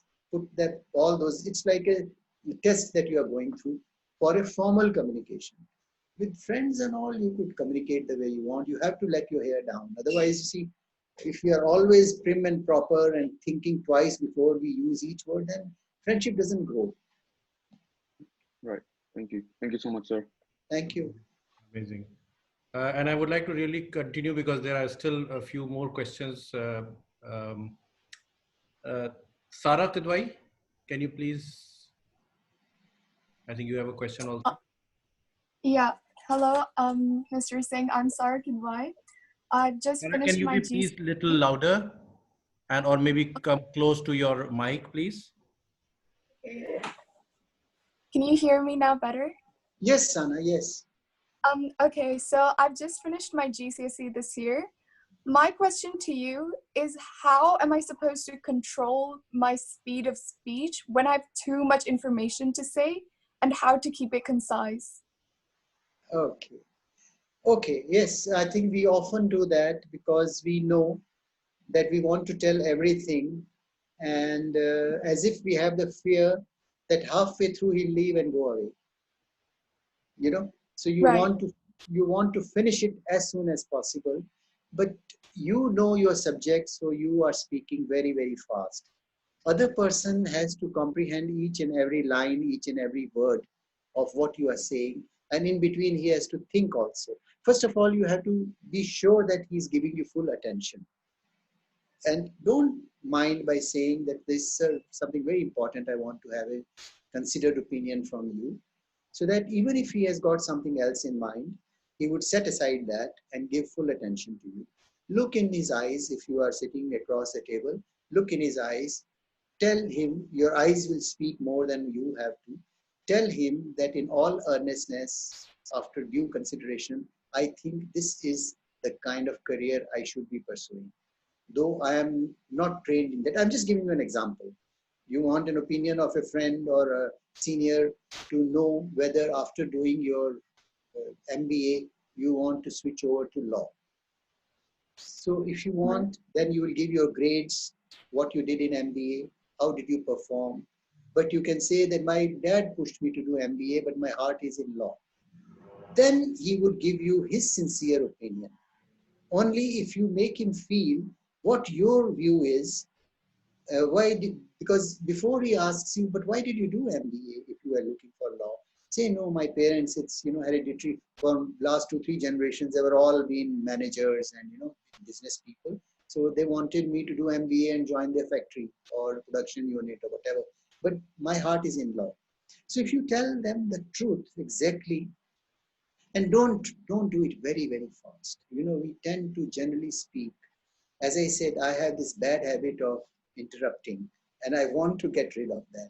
Similarly, if you feel that you are deficient in that way, that you speak very fast, and you want to finish everything, one is to first make a small gist of it. If you have something which you can explain in 5 minutes, if you can compress it and explain it in 2 minutes, so that you get 3 minutes for him to speak back, because this is what we were talking all this time. It's great to be a good listener. All that about yourself, you know. You don't have to repeat to again reinforce what you know. Right. It makes any sense?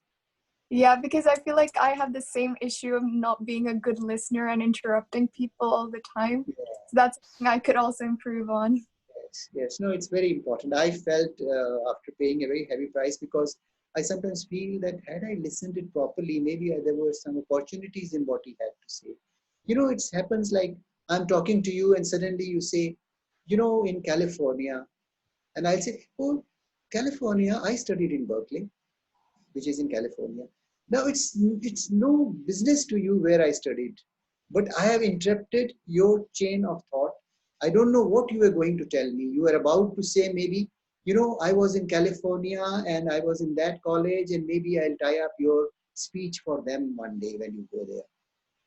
So I have missed that opportunity by interrupting and breaking your chain of thought. So I think we should all, these are very important things. I mean, those C's, 7 C's and all maybe sound very basic to some of us who are highly educated in communication. We are not, I am not. But these are very important things. If you just remember that you have this weakness of going very fast, then one, when you speak, make sure that there is no rush. You can even ask that person, sir, do you have enough time? Nobody minds. He'll say, of course, yes, please feel free. I have 10 minutes. The moment you say you have time, you made him important. He will close his file and set it aside and look into your eyes and say, now tell me, I'm all ears. Tell me what you want. Then you have already squeezed your thoughts in 3 minutes. In 3 minutes, you convey what is most relevant, what you really want from him.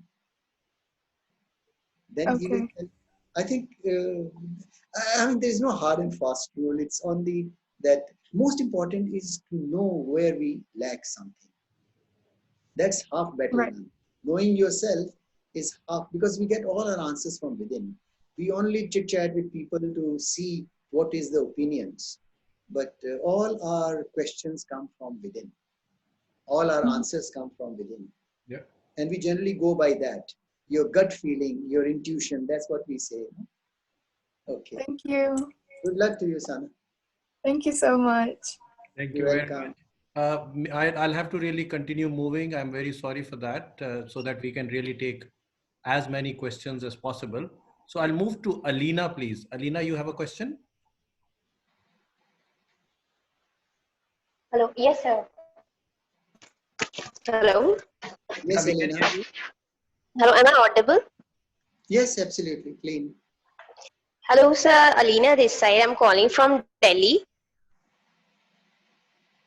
Yeah, continue. Yes, sir. I wanted to know that whenever we are working under someone who is not good at communicating, how can we handle that situation so well?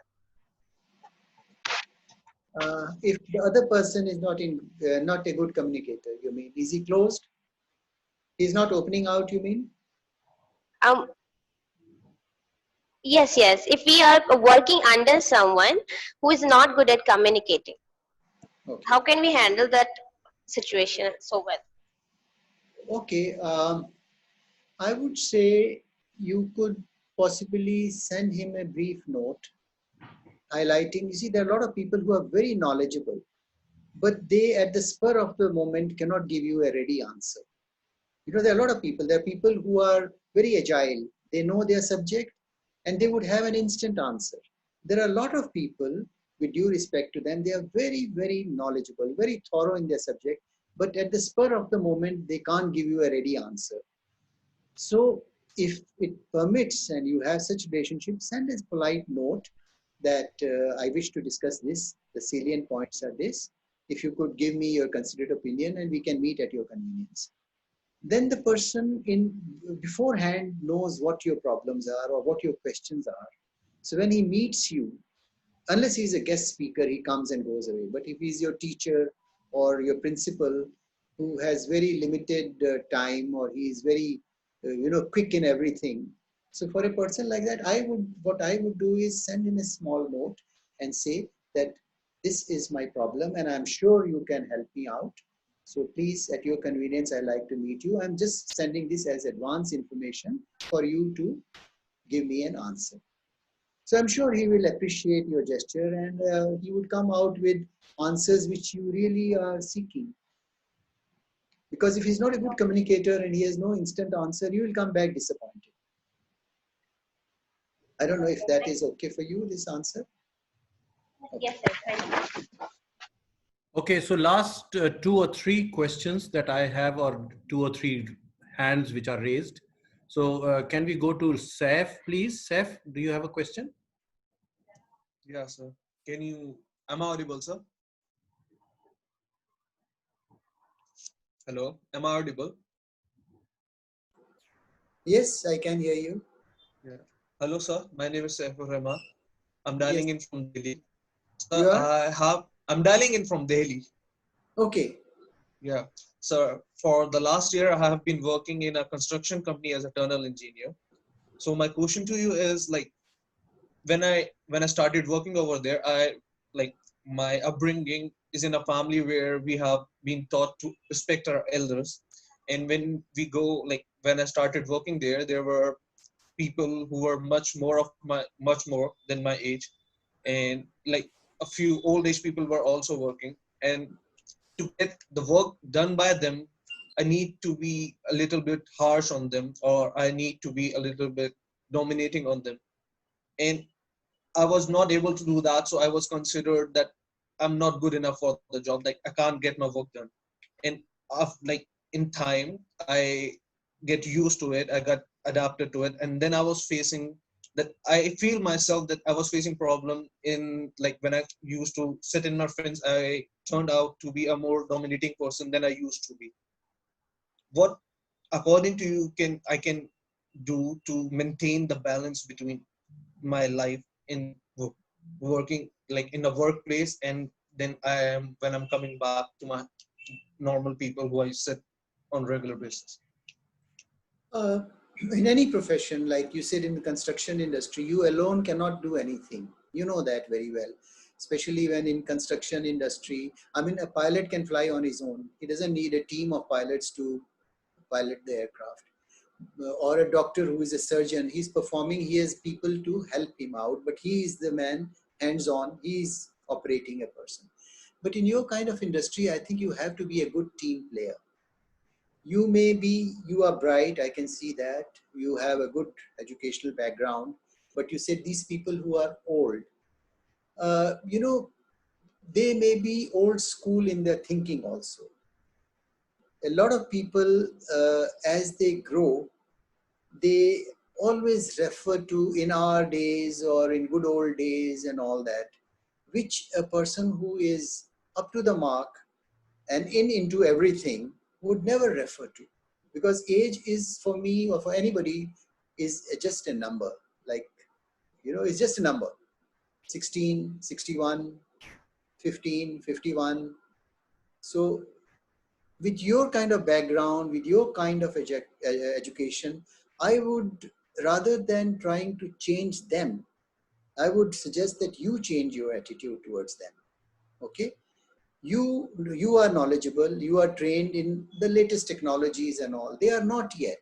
They are still thinking the old way. They would love to have somebody like you. If you say, instead of telling them anything else, just say, this is probably a new technique. Shall we try this time in this construction? Okay. Like, let's say a little bit I know about construction. Let's say prefabricated, though mundane, but some people still go by the same conventional way of making bridges and all.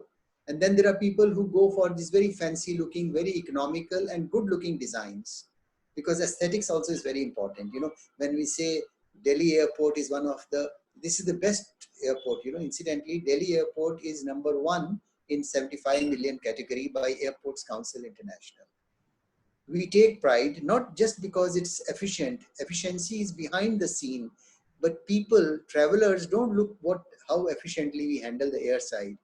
How many accidents that I have gone through. I mean, there were so many things that happened there in those 5 years. I think I lived 50 years in that place, you know, because Delhi airport, how demanding it is, you know, capital airport with everybody thinks that he's a VVIP and all that, to handle all those people and with such arrogant ministers, etc. It was tough time. But sometimes instead of fighting with these people or their values, not physical fighting, but with their values and convictions, you fight with your own. Don't undermine yourself. Don't go down. What you are. But try to adjust yourself. Just fine tune yourself. So, and then they would toe your line the moment they see that there is this brilliant person who's coming out with great ideas. Instead of giving them ideas, show them, demonstrate to them that if we were to do this, instead of 4 months, we could do it in 2 months. Or instead of hiring 26 labor for that particular aspect, I think we can do it with 13 labors. And instead of doing it 100 rupees, we can do it in 63 rupees. Nobody can stop taking good note of you. The moment you give tangible results, instead of saying, no, this is not good and my way is good, no. That puts them, you are undermining their experience, good, bad or ugly, whatever it be. Because that good, bad or ugly is in your eyes. They think they are the best.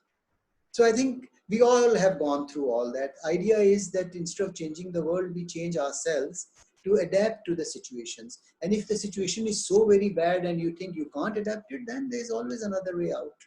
Move on.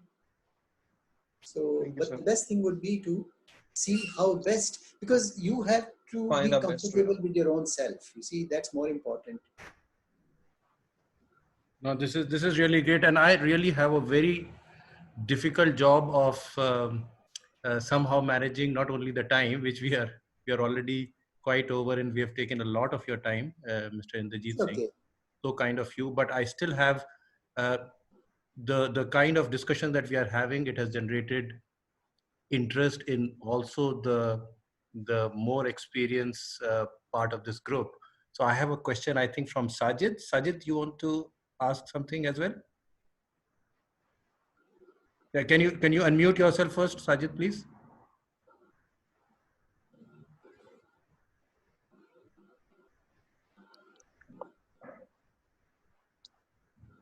Yes, Mr. Inderjit, thank you for your time and sharing all your life experiences. These are invaluable to us. Thank you, sir. I'm Sajid. I'm calling from Doha. My apologies for my yawn. That was an excellent catch by you. And I wish I had observation skills as good as you. Sorry, I missed this last portion. I'm saying my apologies for the yawn. Oh, no, that's okay. I wish I had observation skills as good as you. That is what we talking about non-verbal. So your non-verbal communication was perfect at that time. And all my yawns disappeared. No, your smile beats everything. I mean, you got a lovely smile. Okay, carry on. Thank you, sir. Yes, Sajid, carry on. So my question comes from the fact that we are non-native English. Sajid, can I just interject for a very subtle point?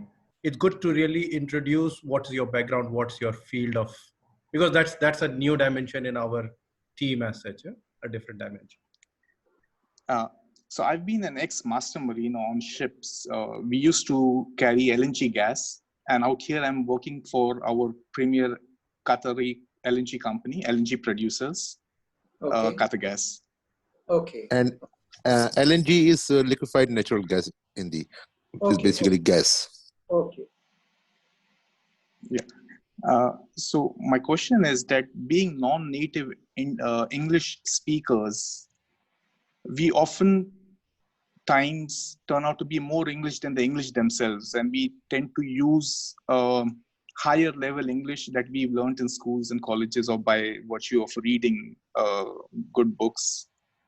And for example, I was just thinking of a word and something came up to my mind: obnoxious. We could use annoying or unpleasant, but sometimes we choose to use difficult words. It could be both in written as well as in verbal communication. So how does that place us in a crowd where we are working with multinationals, generally speaking, or perhaps it would, we could use it to a different audience. Perhaps multinational would be one set of audience, another set would be purely Indian audience. So would it make any difference if we were to use simpler words in our communication, or would it be, because at times we believe that it impresses people, but perhaps it's counterproductive also. Yes, you're right, absolutely. In fact, when you are meeting people, you're not authoring a book. You're not, you want to communicate your viewpoint or your idea in as simple as possible words.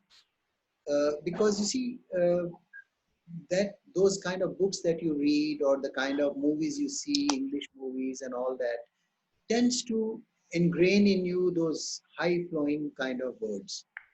And but I personally feel there's no need for demonstrating words.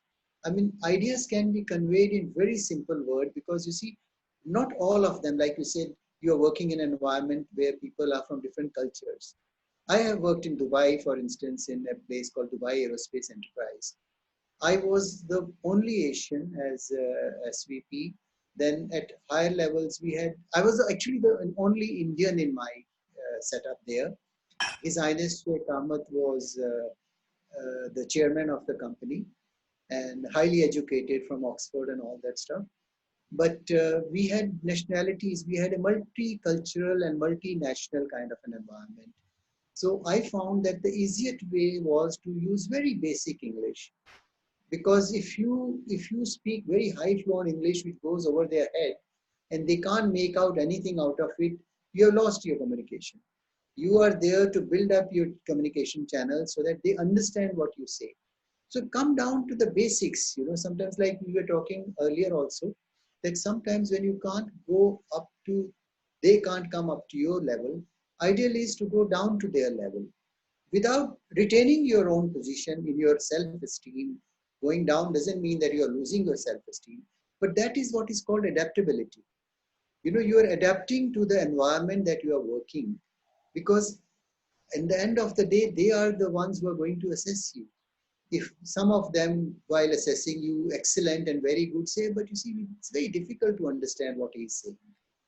He has ideas, but we don't, many times don't we say that the person has ideas, but I'm not able to comprehend them. Now, why did I not comprehend? Because his and my language, there was some barrier in between. Your English is much superior. My English is not that much superior. My French is very strong. You can't speak French. So, I mean, maybe you are speaking, but I'm generally speaking. So we should not expect a Frenchman to understand the kind of English from you who has gone through English medium education all along. So, we tend to forget the environment. I think we are very self-centered, really. We feel that I know a lot. My language is my language. My religion is my religion. Okay, you have your language, you have your religion, you practice it in yourself. Why do we want to spread it all over evenly? In the sense that if your English is superb, he is not able to understand your whole aim of being there and working in a multicultural and multinational. I mean, you know how much you are getting by working in a multinational and multicultural kind of an environment. You're enriching yourself so much by virtue of being in a place like that. And Qatar Gas is a big company. I know, I think I have a friend Asif also working there. I wonder if he works there, but he goes to office, I know that. He goes to office there, yes, that much I can tell you.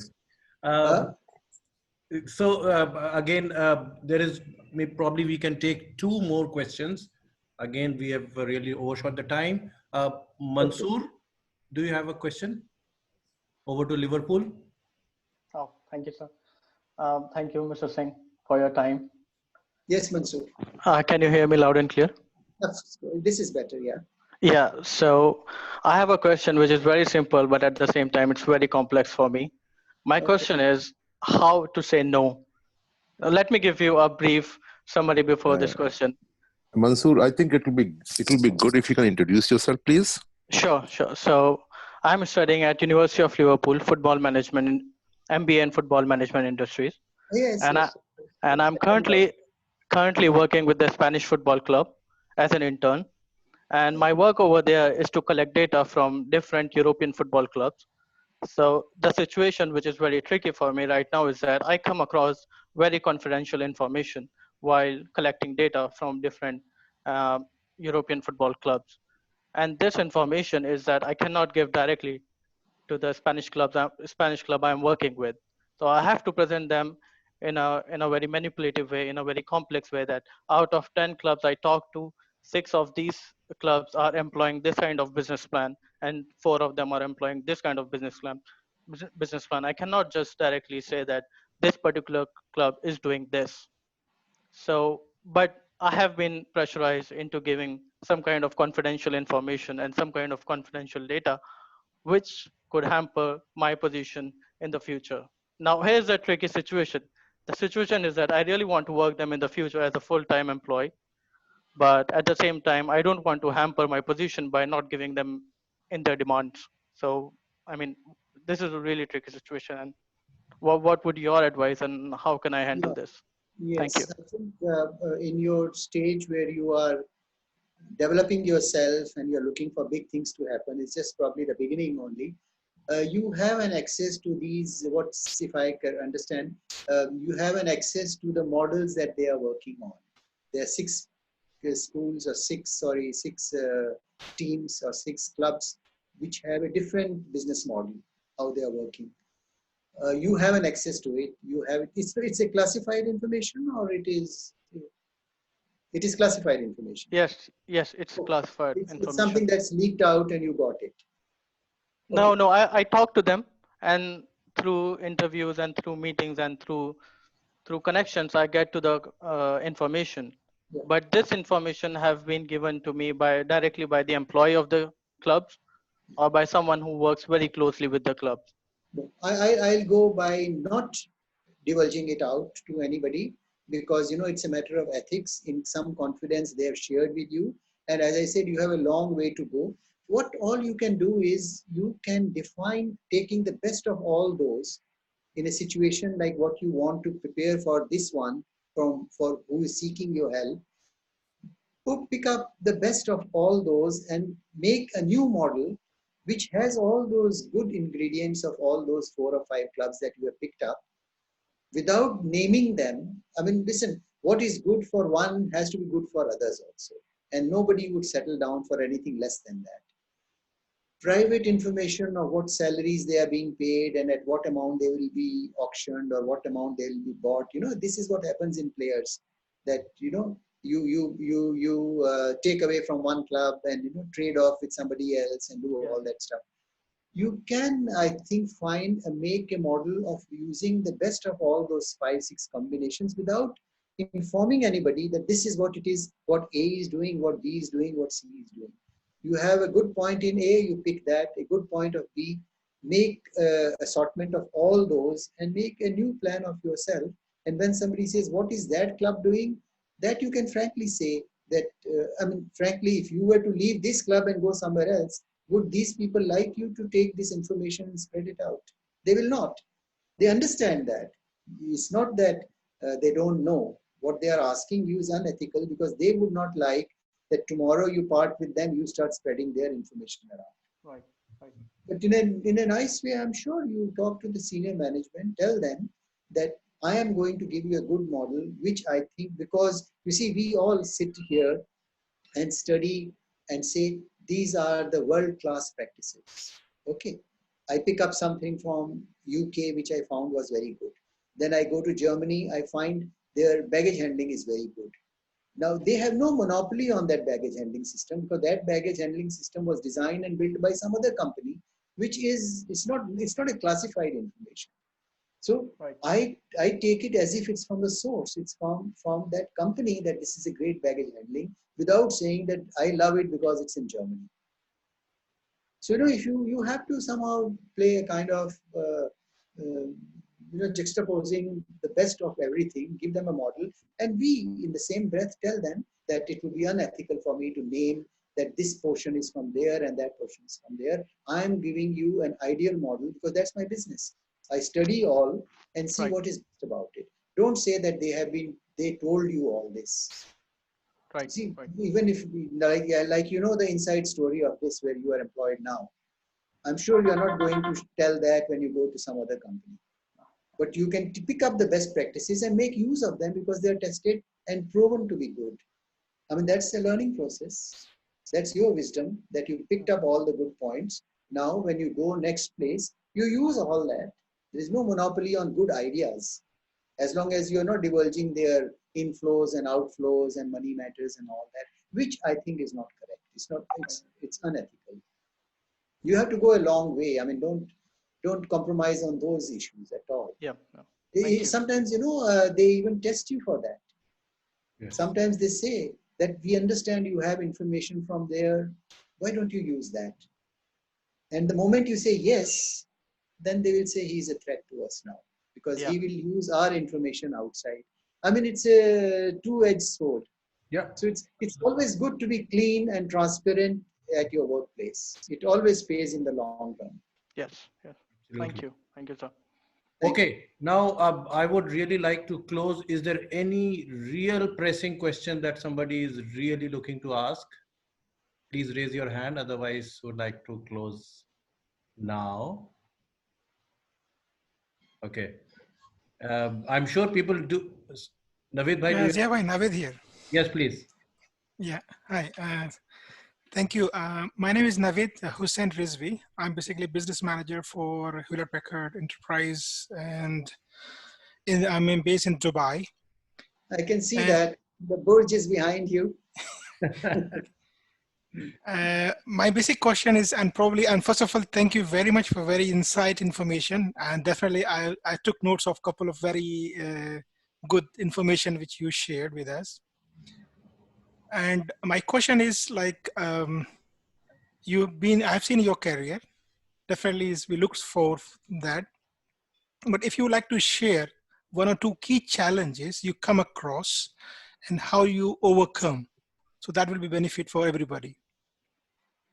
Okay. Well, in my kind of work, it's been a challenge, I think, all along. As I mentioned in the beginning only, I accepted this job in United Nations with a clean check that I will go anywhere that you post me. And I meant it because I was myself born in a ship, so I don't really belong here or there. I was in high seas, I was born. So it's been my fitrat, or you call it whatever. I love to go to places, discover new places and all. Challenge has been sometimes because of location and sometimes because of job. But I accepted all that in my stride because I thought that since I have chosen this, I must either do it or leave it. I didn't want to leave it. I love my job. So I said, I will do it. The biggest challenge for me was, let's say in India, it was at Delhi airport. As I mentioned at the beginning, it's the only hypersensitive airport in the country. We have different categories from threat assessment. So Bombay, Calcutta, Madras is a different category. Delhi is hypersensitive because we receive the heads of the states and heads of the government and our own people who are under Z-class security and all that stuff. So at that airport, one has to be always on the toes. As I mentioned, in 5 years, it was like living for 30 years, round the clock, lots of odd things. Several hijacking attempts I have handled, several bomb threats, one major crash for which I was even given President's Gold Medal. I didn't avert, my team averted, but it was a major crisis. If I take a minute, I can explain, but it was something which was totally unheard of. If you want, I can share with you in a minute or so. There was this flight coming in from New York. I won't name the airline because it reflects on their preparedness for it. It was a 747, and my home was in the airport compound because there was, like you have an army house, a navy house. This was called airport house, which was meant for the CEO. And there was an access from the home to the airport from within the compound. You don't have to come onto the main road. If you're familiar with Delhi, you don't have to come on that Gurgaon road. You can come straight from. So my driver who was, he was Air Force corporal. And this was an ambassador car with a walkie-talkie and all that. We keep it on all the time. And so that I can hear what all is happening. So I was coming, he was driving me, the corporal, I was sitting behind. And I heard in my walkie-talkie, in my transmitter in the car, which is fixed there, that there was a flight approaching and the air traffic controller had detected smoke. So since I was under the flight path, I looked up and I saw there was smoke, because from the air traffic control, he could see the smoke. But I saw a flame, a little spark, which was enlarging in every split second. So when I heard this, my air traffic controller alerting the chief of fire that smoke detected. So, it is an alert, emergency is declared. Then I intervened and I said, I had a code word for me, it's called Alpha Alpha. Like Alpha Tiger is the minister, I was Alpha Alpha. So I said Alpha Alpha speaking. And smoke and flame detected. Now that was not being seen by air traffic controller. And the fire caught in one engine. The 747 loaded coming from New York and having enough fuel to go to Bombay. At that time, Ahmedabad was not developed as a secondary airport for Delhi. So it had so much of fuel, 2 hours of more fuel, which we call as endurance for the aircraft to fly should something go wrong at Delhi airport. If the runway is blocked, or suddenly they have gone on a strike. Sometimes it happens at airport is closed, or army has taken over the airport. Then the civil aircraft has to go to the alternate airport. This flight, I'll cut the story short. The flight, the moment I said, he said, "We'll go," the fireman. Now call it my experience, my knowledge, my intuition, whatever you may say. I gave a command and he accepted it without any argument. You see, things go wrong, like you said, in such challenging things. If you start discussing, like a surgeon when he's with the knife working on it, and then they start debating what to do, the man is gone by then.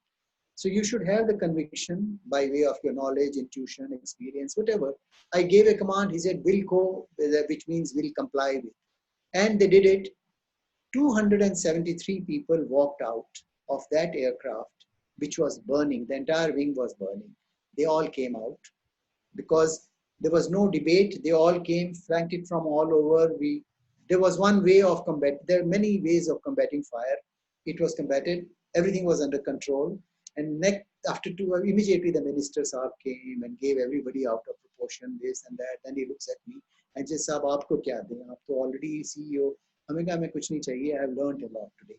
Then he, of course, recommended. I got President's Award and all. That is a different story. But the point was that it was a major challenge, but we learned a lot out of it. And when people from Seattle, where Boeing is made, they came and they said on my face, they said, "We don't believe that 271 or 73 people came out of it without a scratch." So such challenges don't announce and come, So you have to be agile, you have to be sincere in your work. And while this aircraft was burning, my driver was driving under the wing with fire on top of me. And I had, I as being a civilian, had never witnessed this thing. For an Air Force corporal, it must be 100 times he must have done that in frontiers and wherever. So sometimes such challenges come, and these were the very scary moments, but then they have left a mark, changed my whole complexion in the aviation industry. I got into, ICAO and United Nations and all. We didn't have cameras on the wing. So I take pride that because of that incident, cameras are now mounted on the wing. So the pilot who is 200 feet ahead sitting can see the engines from the, because those cameras are night vision camera in the clouds, everything they can see.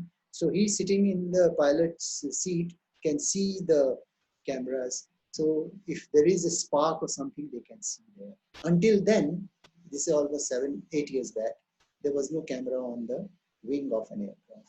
So sometimes some small thing brings a revolutionary change in the aircraft manufacturing. Now, today I'm sharing with you in open that this was a kind of a big shortcoming in our aircraft then. Since then it's rectified and it's worldly now universal rule to have cameras fixed on the fin of the aircraft, from where you can see the engines all around. Then from logistics point of view, Juba was very difficult. which is now called South Sudan. It's now separated. Earlier, Sudan was together. 3 years back, they separated. So I was posted in Juba with very hostile people around, because anybody coming from Sudan proper going down to South Sudan was always considered they were very hostile, because as one, it was something like Dubai, Abu Dhabi. Money was all in Abu Dhabi. Earning was in Abu Dhabi. It was being spent in Dubai. Then they realized that Dubai is going ahead, Abu Dhabi is where it is. All the oil is in Abu Dhabi. Dubai was having all the fun. Then they said no. Then Abu Dhabi started developing in its own way, and now is beaten Dubai. There was no Etihad. It was there was no Abu Dhabi is what, Etihad? No, Etihad is Dubai. Emirates. Sorry? Emirates, I think. Emirates and Etihad, yes. So Emirates is Dubai, Etihad is Abu Dhabi. So now they are competing with one another. There have been talk of mergers and all, but they don't want to, because they have come up with super strength. Yeah. So challenges are too many. It's how you face it and what you learn out of it. I mean, it's not always that you are lucky that everything goes well your way. So if it goes your way, everything goes well, good for you. If it goes wrong, you learn a lesson out of it so that you don't repeat it next time. I mean, if we have that kind of an attitude, I think it's good to face challenges. Amazing. So okay, just one thing, Zia. We are left with only 6 minutes in the Zoom call. After 6 minutes, we'll be automatically disconnected. I was coming to that, Asif. So I was just going to say that you have been extremely polite to all of us, Mr. Inderjit Singh, to really not only answer all our questions, take extra time, and believe me, if it was not for this meeting to stop in next 5 minutes, we would have not let you go today or tonight. So you are just lucky that we booked it for 3 hours, and 3 hours are almost over now. No problems. It's fun. It's fun sharing and talking. It is really amazing, the session that we had today. And I'm sure all of us learned and picked up a lot of things. There are still questions, but no, we can't take them. I'm really going to say sorry to everyone who's still raising their hands. I would just like to spend 1 or 2 minutes to really bring everybody to everybody's knowledge that you don't really even understand how much time Mr. Inderjit Singh spent in preparing for this session. That was amazing. For me, Asif, and all of us who were involved in planning, he kept us on toes. That was one thing. And the meticulous planning and the background work that you have done is really something that we all should really learn. And it is amazing how much still you can spend time with us these 3 hours. So extremely thankful for your time. Thank you. Thank you. I'm humbled. If you all liked it and you enjoyed this conversation, I think it was worth it. And, I'm sure it was, because I can tell you that when we were having sessions, we had very few questions. And the testimony is that today we had more questions than all the combined sessions in the past. So, so that also, and also that, you know, there are no dropouts. I mean, we started with 39, we're still with 39. Everybody, okay, people have been here for nearly 3 hours. This is amazing. This is amazing. This is really, I'm very grateful, Zia, and all of you for your patience listening to me. And it's fun, actually. Preparing slides and all is not a big deal, in the sense that once you know what you want to share in a structured way, I think it was worth it. And feel free anytime you think that I can be of value in discussing something. Yes, I can see 4 questions. Okay. Inshallah, there will be many more. There will be many more occasions, I'm sure. That will be great. Thanks for that offer as well. I would really like to thank everyone. I would really like to thank everyone who joined and really listened to this and supported this. Definitely, we would try to take more opportunities to get in touch with you, Mr. Inderjit Singh as well, and all of us would continue to learn and pick up good things from you. Sure. Thanks a lot, everyone, for joining today. Thank you. Thank you, all of you. Thank you very much. Thank you very much, Thank you, sir. everybody. Thank you. Bye. Thank you. Thank you. Thank you. Bye. It's been really amazing, and I've learned a lot. I've come out wiser. Even in this age, I can get wiser. I pulled your leg occasionally.